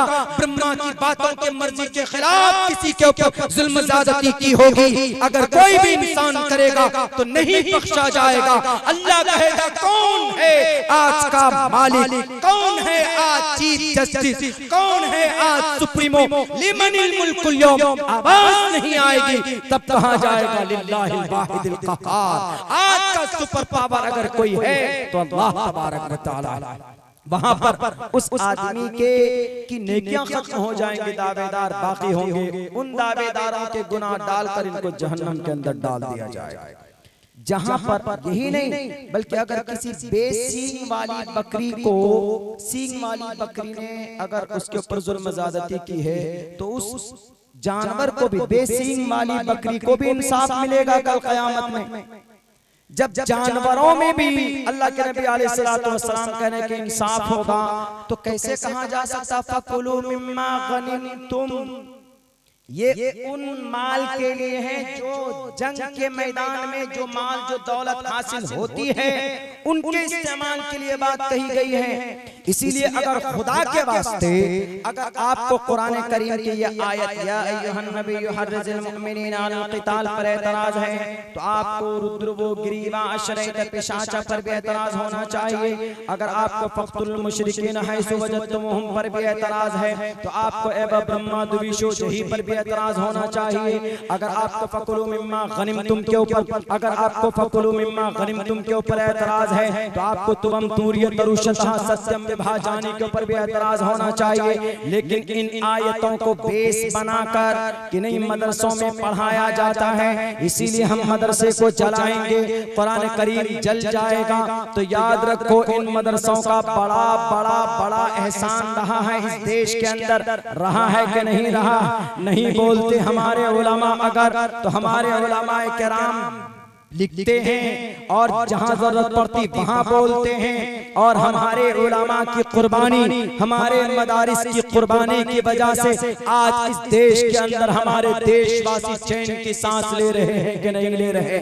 अगर ये मदारिस न होते, मदरसा चलाने वालों, तो हमारे इसको कभी आज़ादी नहीं मिल सकती थी।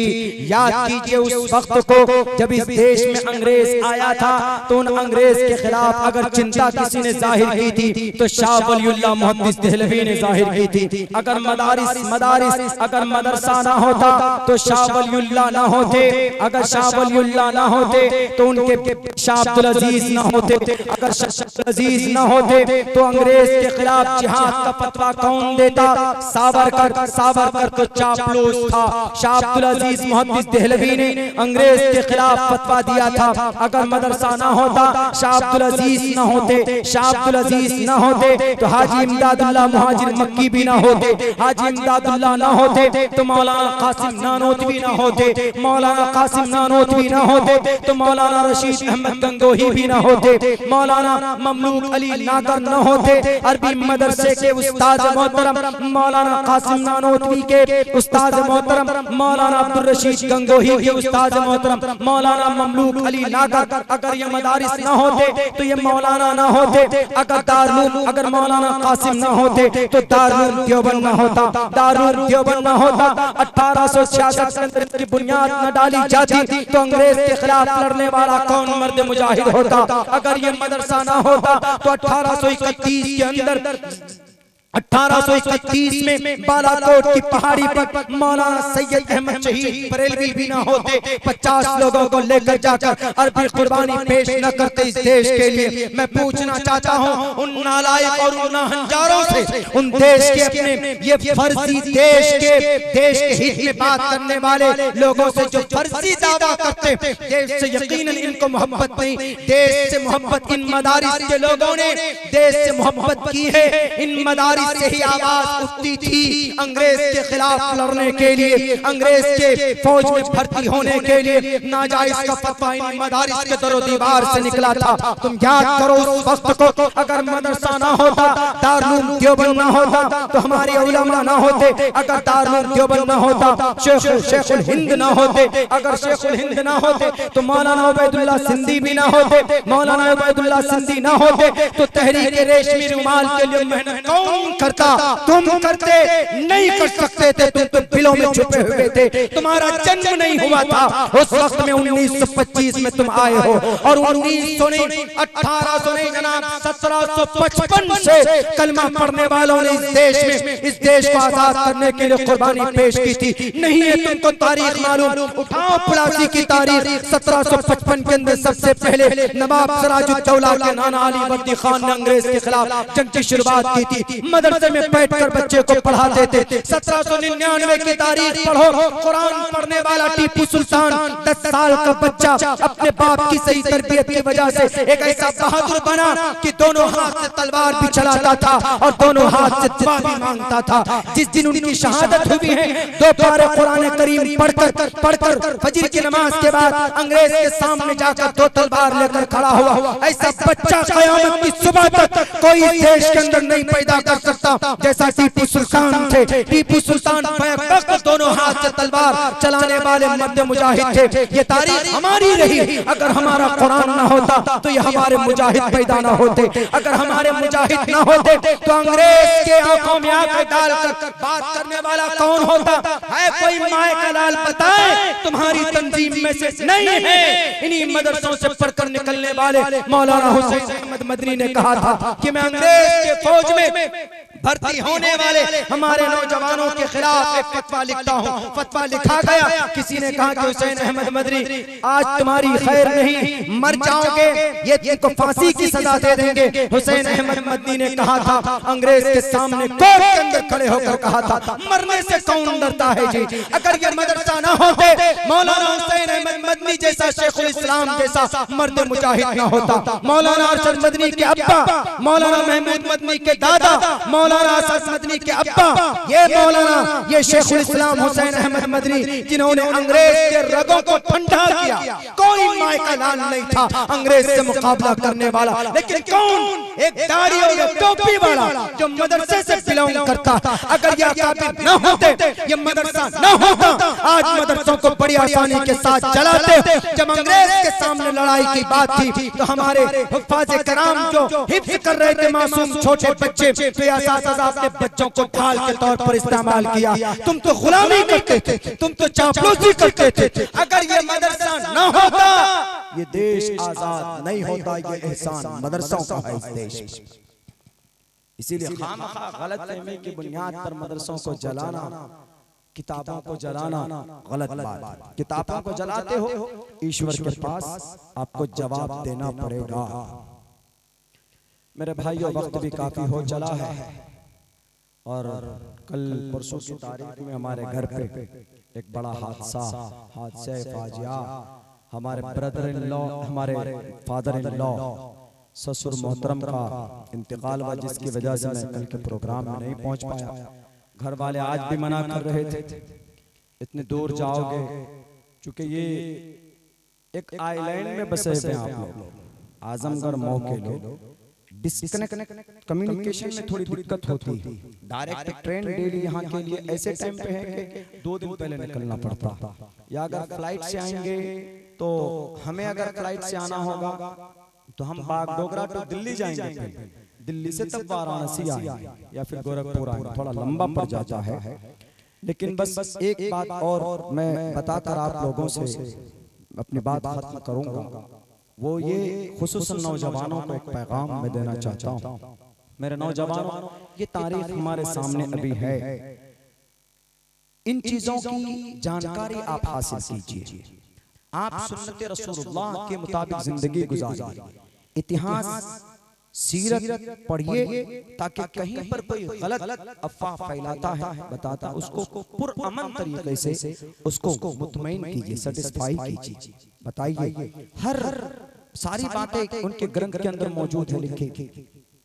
एक आदमी जब ज्यादा बहस करता हमारे सामने, मैं उसको श्रीमद् भगवत गीता का पहला श्लोक पढ़कर समझा देता हूँ। मैं कहता हूँ कि देखो भाई, तुम कुरान पर एतराज करने से पहले मोहम्मद रसूलुल्लाह की लाई हुई शरीयत, जो लाई हुई किताब है, उनके ऊपर जो अवतरित हुई कुरान, उनके 24 आयतों पर एलिगेशंस और इल्जाम और बोतान लगाने से पहले आप पहले पढ़, अपने शास्त्रों को पढ़ लीजिए। नेताजी के कहने पर मत उछलो। नेताजी 5 साल के लिए आएंगे, बस वो अपने फायदे के लिए। आप सोचो, आपका सबसे बड़ा नेता आपका ईश्वर है। ईश्वर का फरमान क्या, ईश्वर क्या कह रहा है? जंग मोहम्मद रसूलुल्लाह ने की, तलवार उठाई तो भाई श्री कृष्ण जी ने भी, श्री अर्जुन जी ने भी, श्री रामचंद्र जी ने भी नहीं उठाया। यहाँ तक कि श्रीमद् भगवत गीता का पहला श्लोक मैं पढ़ता हूँ, आप लोग भी देख लीजिएगा, यही मंत्र मिलेगा।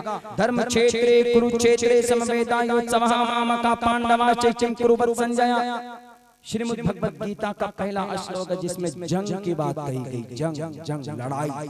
अगर कुरान करीम की पहली आयत, अगर पहली सूरत में, सूरह फातिहा में भी कहीं जंग की बात होती है ना, तो ये लोग पता नहीं सूरह फातिहा को अब तक काट कर निकाल कर फेंकने की कोशिश करते कि नहीं, पहली सूरत में कत्ल है, पहली सूरत में जिहाद है। नहीं देखते। श्रीमद् भगवत गीता में पढ़कर बता देता हूँ। नहीं समझ में आता है उनको तो 1-2 मंत्र और आगे पढ़कर समझा देता हूं उनको। भैया ऐसा मत करो। कुतस्तुवा कश्मलिदम विश्मे समुपस्थितम अनाद्य जुष्टम कीर्ति कर्म जुना शुद्रो हृदय दौर बल्यमा। हे अर्जुन उठो, सामने मुकाबला करो, लड़ो। हमने कहा देखो, इसीलिए वो एक वक्त होता है, टाइम है। अब देश के ऊपर अगर कोई आकर के बम गिराएगा तो क्या हमारे मोदी जी बैठे रहेंगे? वो कहेंगे अच्छा, एकदम फौरन पहुंचेंगे बॉर्डर के ऊपर और फौरन माइक थमाएंगे और माइक से बम फेंकना शुरू कर देंगे। कुछ तो करेंगे ना अपने देश के लोगों को बचाने के लिए। इसीलिए ऐसे ही पहले होता था। अर्जुन का जमाना हो, राम का जमाना हो, मोहम्मद रसूलुल्लाह का जमाना हो, ऐसा पहले होता था। उसको बेस बनाकर आज ब्लेम नहीं किया जा सकता। और आज उसी तहरीक का एक नतीजा है। आज हमारी जो बेटियां बच्चियां फौरन अखियार के हाथों में जा रही हैं, उनके बाइक की चमक देखकर, उनके गाड़ियों को देखकर। साजिश है मेरे नौजवान, मेरी समाज के बच्चियों, उनके साजिश को समझने की कोशिश करो। वो आपका कभी भी, पहली बात तो आपका निकाह हो ही नहीं सकता। मैरिज हो सकता है भारत के संविधान के एतबार से, आप अगर बालिग हैं आप किसी से मैरिज कर सकते हैं संविधान के एतबार से। लेकिन अगर कोई मुस्लिम लड़का या मुस्लिम लड़की अगर किसी अगयार से मैरिज करता है तो शरीयत में वो मैरिज, वो शादी काबिल कबूल नहीं है। उनसे औलाद पैदा होने वाली कभी भी उनके लिए जायज नहीं, हरामी नस्ल। और उनसे जो बच्चियां वो जो चलती रहेंगी औलाद का सिस्टम और निजाम, वो सारे हरामी नस्ल, उन तमाम का वबाल तुम्हारे सर पर होगा।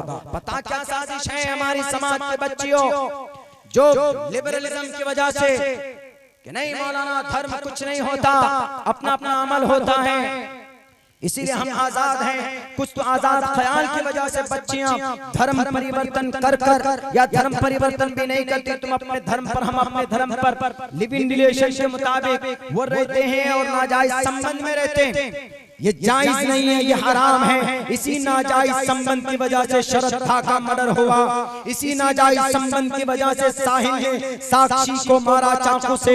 इसी नाजायज संबंध की वजह से टीना, नीना, पीना कौन कौन है, इन सब का मर्डर होता इसी नाजायज संबंध की वजह से। इसलिए मैं कहा करता हूँ कि हमारे कुरान को पढ़ो दुनिया वालों। कुरान करीम के अंदर जिना की सजाए मौत है, सजाए मौत। लाल कृष्ण अडवाणी जी ने भी कहा था, किसी ने पूछा, उसने कहा कि should be death penalty for a rapist. एक जिना करने वाले लड़के को, जानी को सजाए मौत मिलनी चाहिए। एक आदमी कहता है कि मौलाना सजाए मौत आपके इस्लाम में खतरनाक नहीं है। 100 कोड़े या अगर शादीशुदा हो तो संसार करना इतना खतरनाक जुर्म। उनसे पूछो कि अगर तुम्हारी बेटी की सजा, बेटी के साथ कोई रेप करे तो तुम क्या कहोगे? तो वो कहेगा, वो डायरेक्ट कहेगा कि मुझे चाकू दो, मैं तो इतना गुस्सा आएगा कि मैं उसका मर्डर कर दूंगा। इसी चीज की रियायत की है इस्लाम ने। अगर किसी बेटी की इज्जत कोई लूटता है और वो मुजरिम है, लोगों के सामने खड़े करके, सारे लोग मजमे के सामने में उसको सजा दी जाए, ताकि दूसरा नौजवान फिर अपना सर न उठाए किसी समाज की बेटी की इज्जत लूटने के लिए। और फिर इस जिना की सजा बाद में हैं। पहले जिना से बचने का रास्ता है कुरान में। जिना कैसे आम हो जाती है, जिना का बाजार कैसे गर्म होता है, वो बेपर्दगी की वजह से, वो फोन के ऊपर कम्युनिकेशन की वजह से। हमारा नौजवान या जवान बेटियां आजकल एक दूसरे के साथ पहले चैटिंग करते हैं, उसके बाद फिर डेटिंग करते हैं, उसके बाद फिर पिकनिक मनाते हैं। पहले चैटिंग, फिर डेटिंग, फिर आखिर में जब बात नहीं बनती है, मन भर जाता है नाजायज संबंध पे, उसके बाद फिर कटिंग करते हैं। ऐसा है ज़माना। दुनिया वाले क्या कहते हैं? चैटिंग भी जायज, डेटिंग भी जायज, लेकिन कटिंग जायज नहीं। इस्लाम कहता है कि नहीं, कटिंग तो है ही ना जायज, लेकिन चैटिंग भी ना जायज, डेटिंग भी ना जायज। क्यों? चैटिंग से शुरुआत होती। इसीलिए इस्लाम कहता है कि कोई समाज की बच्ची किसी गैर महरम लड़के या लड़के या मर्द से किसी से बात ना करे। दोनों के लिए पर्दे का ऑर्डर है। ये जो मीडिया वाले बोलते हैं ना कि इस्लाम में देखिए औरत को पर्दा, अरे मर्द को भी पर्दा है। कुल्लिल मुमिनात पढ़ते हो बेवकूफ, कुल्लिल मुमिनीना का तर्जुमा करना भूल जाते हो। कुल्लिल मुमिनीना यग़ुज़्ज़ू मिन अब्सारिहिम, ये मर्द के लिए पर्दा ही तो है। कुल्लिल मुमिनात यग़ुज़्ज़ुना मिन अब्सारिहिम, निगाहें कंट्रोल में रखो। Don't show your beauty and ornament in front of the stranger person. अखयार के सामने में अपनी ब्यूटी को जाहिर मत करो। सेफ हो, वक़र्न फी बुयूतिकुन्ना वला तबर्रजन तबर्रुजल जाहिलिय्यतिल ऊला। घर में रहो, जरूरत पड़े तो अपने महरम के साथ बाहर जाओ तो पर्दे में मलबूस होकर जाओ। और जो शैतान का एजेंडा तुम्हारे हाथ में, शैतान का झंडा मोबाइल, उसको खत्म करो, उससे जुड़ने की कोशिश मत करो। एक लड़का का पूछता है कि मौलाना मैं पढ़ना चाहता हूँ, आपकी तरह बनना चाहता हूँ। मैंने कहा मेरे तरह बनना चाहता हूँ, मुझसे अच्छा बनो। मैं तो पागल हूँ, मैं तो एक तालिब इल्म हूँ, छोटा आदमी सा, मुझसे भी बड़ा बनो। कैसे होगा, हम ये करेंगे। हमने कहा कि मोबाइल है, बोला हाँ मोबाइल है, सोशल मीडिया यूज करता हूँ। मैंने कहा उसको बंद करो पहले। हमने कहा कि जब ज्यादा देवबंद में हम थे, जब हम डिप्लोमा करने बैंगलोर गए, तब भी हमने मोबाइल का इस्तेमाल नहीं किया। ये मोबाइल शैतान का एक समझिएगा हथियार है आपके पास। फौरन हमारे नौजवान मैसेज करते, किसी समाज की बच्ची का नंबर लेते और मैसेज करते, हाय हेलो, अच्छा आपको लग गया गलतफहमी से, चलिए गलती हो गई। कुछ दिन बाद फिर मैसेज करेंगे, फिर दोस्ती की हाथ बढ़ाएंगे और नए नए चैलेंजेस और डायलॉग फेंकेंगे कि मैं आसमान से तुम्हारे लिए ये ले आऊंगा, I am a doctor, I am an intelligent person and I want to marry you, ये करेंगे वो करेंगे। और जब कोई चॉकलेट डे भी मनाते हैं, बर्थडे भी आए तो उसका ध्यान रखते हैं, केक डे का ध्यान रखते हैं। आज हैप्पी बर्थडे, आज केक डे, आज रोज डे, आज हैप्पी, आज वैलेंटाइंस डे, आज ना friendship day, mummy day, yoga day, फला डे। हम कहते हैं किसी दिन मौत डे भी मना लेना, मौत डे का भी मैसेज भेज देना। ये सारी बीमारियां, ये सारे रास्ते आपको जिना की तरफ लेकर जाते हैं। एक लड़का बोलता है नहीं मौलाना मैं तो बहुत सच्ची मोहब्बत करता हूँ। एक बात याद रखो, सच्ची मोहब्बत सिर्फ आपको, सच्ची मोहब्बत अल्लाह से ही होती है, किसी और से नहीं होती। ये सिर्फ एक अट्रैक्शन है जो शैतान पैदा करता। इसलिए समाज के हमारे नौजवानों और समाज की बेटियों, इन बुराइयों से बचिए। ये जिना की तरफ लेकर जाता है। और अगर अखयार आपको कोई कहता है कि आओ हम तुम्हारे फ्रेंड हैं, दोस्त हैं, हमसे निकाह कर लो, हम तुमको खुशहाल जिंदगी गुजारेंगे, निकाह नहीं हो सकता उसके साथ। किसी भी गैर मुस्लिम लड़के का या गैर मुस्लिम लड़की का किसी मुस्लिम लड़के से या किसी गैर मुस्लिम लड़की से निकाह नहीं हो सकता। नाजायज, हराम है, हराम है, हराम। अगर तुम मुर्तद हो जाती हो, अगर तुम अपने ईमान को बेचकर किसी गैर मुस्लिम गैर मोमिन लड़के से निकाह करती हो, तो उनका एजेंडा है हर साल 10,000 बच्चियों को मुर्तद करने का, आपके ईमान से आपको फेरने का। और पता है मुर्तद बहुत छोटा सा वर्ड है, लेकिन कितना खतरनाक वबाल है इसके अंदर। अगर कोई मुसलमान या अय्युहल्लज़ीना आमनू मैं यर्तद मिनकुम अन दीनी फयमुत व हुवा काफिरुन, अगर मुर्तद हो जाए अपने दीन से और उसी हालत में मर जाए, तो उसके सारे अमाल बेकार। फौलाइका हबितत आमालुहुम फिद दुनिया वल आखिरह उलाइका अस्हाबुन नार हुम फीहा खालिदून। कल क़यामत में मरने के बाद उसको कभी भी जन्नत नहीं मिल सकती। मेरे भाइयों, मेरे समाज के बेटियों, इन चीजों के ऊपर जरा गौर कीजिएगा। कभी भी किसी की बाइक की चमक को देखकर, किसी की गाड़ी की चमक को देखकर आप किसी गैर मुस्लिम लड़के के साथ अपनी कीमती दौलत ईमान का सौदा नहीं कीजिएगा। अल्लाह के दरबार में ईमान से बड़ी कोई कीमती दौलत नहीं है। लेकिन मेरे भाइयों, कभी कभी कहना पड़ता है, कभी कभी समाज में हमारी बच्चियां मजबूर होकर निकाह करती हैं, किसी गैर के हाथों में जाकर अपने हाथ को देते और अपने ईमान का सौदा करती। हम भी मुजरिम हैं, हमारी समाज की लिबरल बच्चियां तो है ही मुजरिम, क्योंकि हमारे पास कॉलेज नहीं, हमारे पास यूनिवर्सिटी नहीं, हमारे पास आला मयार की तालीम के लिए हमारे पास इदारे नहीं। तो वो कौन है जिम्मेदार? हम जिम्मेदार हैं, हम और आप जिम्मेदार हैं। हमारे देश के बड़े बड़े जो लीडर चले गए इस दुनिया से, जिन्होंने कौम के लिए कोई परवाह नहीं की। हम डॉक्टरेट पढ़ाना मुजरिम जुर्म नहीं, डॉक्टरेट की तालीम कुरान करीम के अंदर, साइंस की तालीम खुद कुरान करीम के अंदर। मौका मिलेगा तो कल के जलसे में मैं कुरान और साइंस के ताल्लुक से बात करूंगा। ये सारी चीजें गुनाह नहीं, बल्कि इस दुनिया के ऊपर एहसान अजीम है कुरान का और इस्लाम का। कुरान और इस्लाम कभी भी साइंस के खिलाफ नहीं, बल्कि साइंस निकला कुरान से है। साइंस की बुनियाद कुरान करीम के ऊपर अल्बर्ट आइंस्टाइन ने डाली थी 1915 के ऊपर। मैं इस तारीख के ऊपर भी कल रोशनी डालूंगा मऊ के अंदर। लेकिन मैं इतना कहता हूँ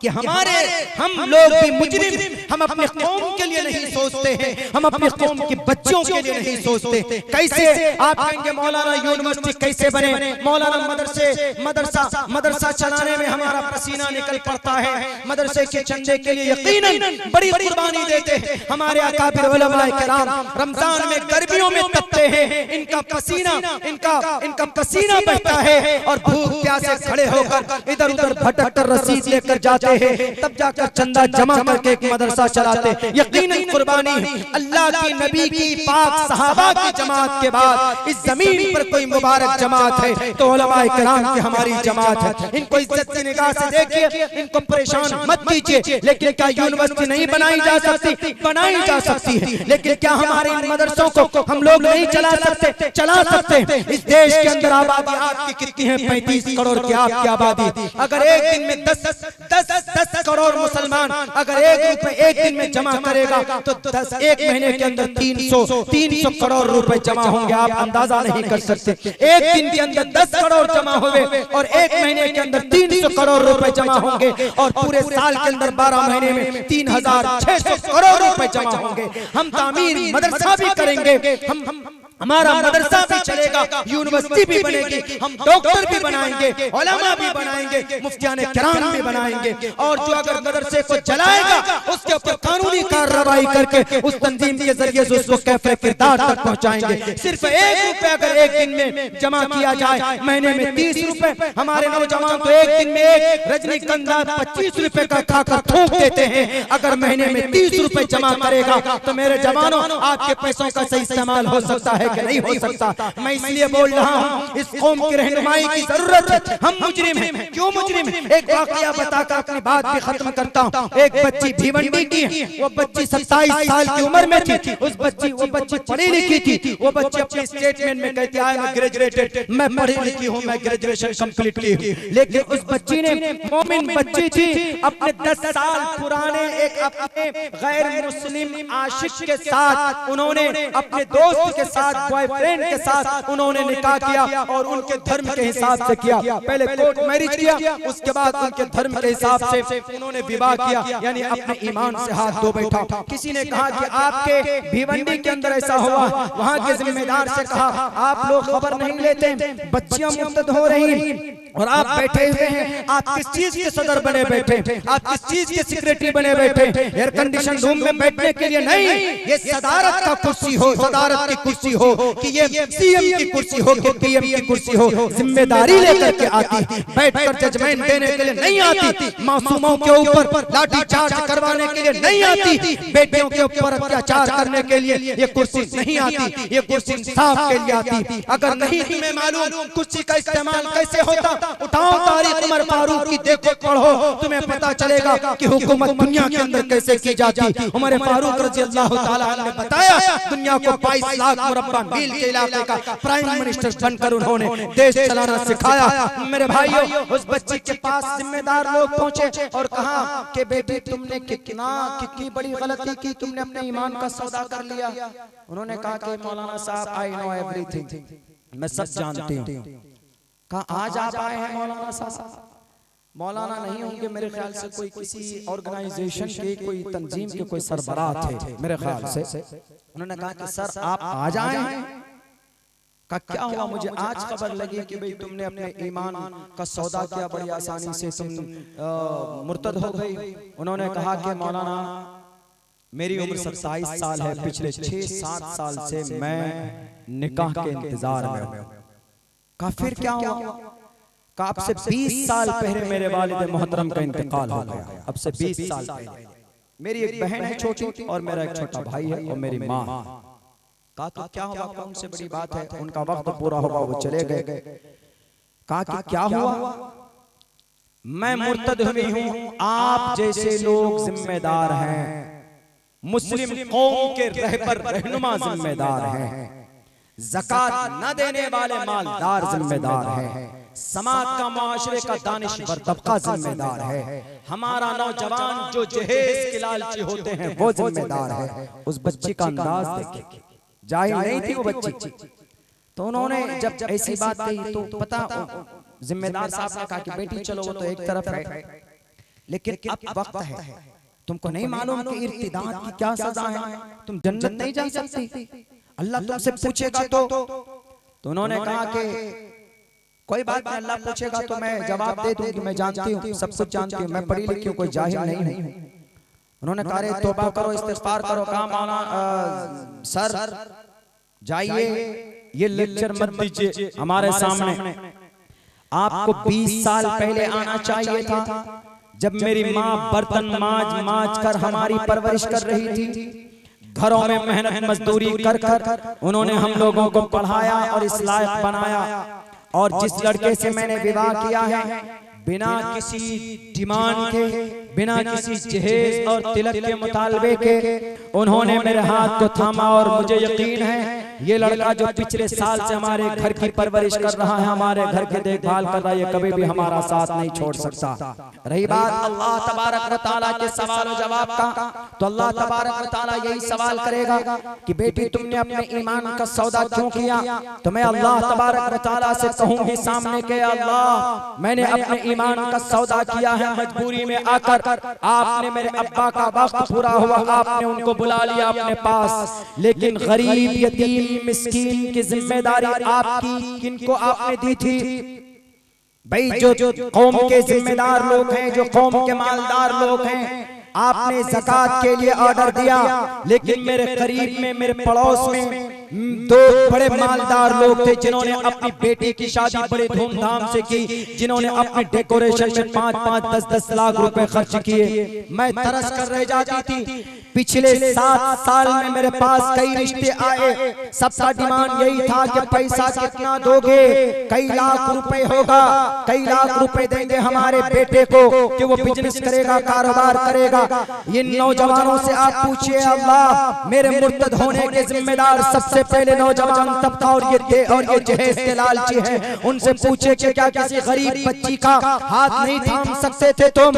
उस वक्त क्या जवाब दोगे मेरे नौजवानों? वो बच्ची कहती है कि मैं अल्लाह से कहूंगी कि इन नौजवानों से पूछिए क्या बिना जहेज का निकाह करता तो निकाह नहीं होता इनका? ए अल्लाह आप पूछिए उन मालदारों से जो ईद के मौके पर अपने बच्चों के लिए नए कपड़े लाते थे, लेकिन कभी तौफीक नहीं होती थी सदक़तुल फित्र के पैसे देकर हमें कम से कम खुशियों में शरीक कर ले। ए अल्लाह पूछो उन मालदारों से, ए अल्लाह पूछो उन समाज के लोगों से जो अपने आप को जिम्मेदार बोलते हैं, उन बड़ी बड़ी तंजीमों के जिम्मेदारों से भी पूछिए जो कुर्सी इख्तिदार पर बैठ जाते थे और गरीबों को भूल जाते थे कि समाज की कितनी गरीब बच्चियां हैं जो अपनी पैसों की गुर्बत की वजह से अपने ईमान का सौदा कर रही है। अल्लाह उनसे क्यों नहीं पूछते, वो जिम्मेदार है। अल्लाह तबारक व तआला उनसे पूछिए कुर्सी इसलिए आपने उनको नहीं दी थी, क्या हम थे कितने? ए अल्लाह अगर मैं ईमान का सौदा नहीं करती तो आज मेरी जो छोटी बहन है जो सुखी जिंदगी गुजार रही है, ए अल्लाह ये तबाही बन जाती, अपनी इज्जत रात को बेचती, तब जाकर हमारे घर का चूल्हा जलता। हमारा जो छोटा भाई है, मैंने ईमान का सौदा किया ठीक है, लेकिन अपने भाई को शराब बेचने और ड्रग्स की डीलिंग करने से मैंने इसको बचा लिया है। मेरी माँ जो दवाई के लिए तड़पती है, उस माँ को मैंने खुशी की जिंदगी दी है। ए अल्लाह मैंने सोचा कि मेरे ईमान को बेचकर अगर ये तीनों लोग खुशहाल होते हैं तो मैं अल्लाह के सामने जाकर खड़े हो जाऊंगी और अल्लाह तबारक व तआला हमसे सवाल करेगा कि अल्लाह तब भी मैं मुजरिम हूं तो मुझे डाल दीजिए जहन्नम के अंदर। लेकिन या अल्लाह उन लोगों से पहले आप सवाल कर लीजिए, मैं मुजरिम नहीं हूं। गुर्बत की वजह से भी समाज के कुछ बच्चे अपने ईमान का सौदा करते और जो लिबरल हैं तो उनको तो अल्लाह देखेगा,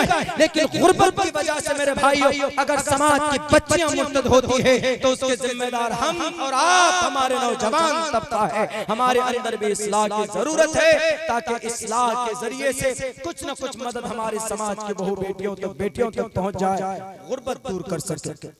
लेकिन ऐसा निजाम होगा कहां से? वही निजाम कोई 1 करोड़ नहीं दे सकता, 1-1 रुपए तो दे सकता है। अल्लाह कीजिए कि कोई ऐसी शक्ल बन जाए हमारे भारत के अंदर और बहुत आसानी के साथ। भारत के अंदर एक तंजीम है RSS, इनके 10 करोड़ वर्कर हैं, 10 करोड़ रजिस्ट्री मेंबर हैं और महीने में 5 रुपए देते हैं। महीने में 5, पूरे महीने में। हम तो एक दिन में 1 रुपए की बात कर रहे हैं, सब लोग जमा करेगा तो कहाँ पहुंचेगा? महीने में 5 रुपए का, एक महीने में 10 करोड़ मेंबर 5 रुपए देंगे तो कई एक महीने के अंदर में तकरीबन 60 अरब की कितना तक पहुंच जाएगा अंदाजा नहीं लगा सकते आप। वो देश को बिठा के खिला सकते हैं। तो हम भी जिम्मेदार हैं मेरे भाइयों, इसीलिए अल्लाह से दुआ कीजिए, वक्त काफी हो चुका है। अल्लाह तबारक व तआला से दुआ कीजिए कि अल्लाह तबारक व तआला हमारे माशरे के अंदर खुसूसन नौजवान तबके के अंदर सुधार की जुस्तजू दे और नबी पाक अलैहिस्सलातु वस्सलाम की सुन्नत के मुताबिक जिंदगी गुजारने की तौफीक दे। समाज के बहु बेटियों से भी हम गुजारिश करेंगे कि उनको भी अल्लाह तबारक व तआला घर के अंदर दीनी माहौल पैदा करने की तौफीक दे। बहुत बहुत शुक्रिया, जज़ाकल्लाह। अस्सलामु अलैकुम व रहमतुल्लाहि व बरकातहू।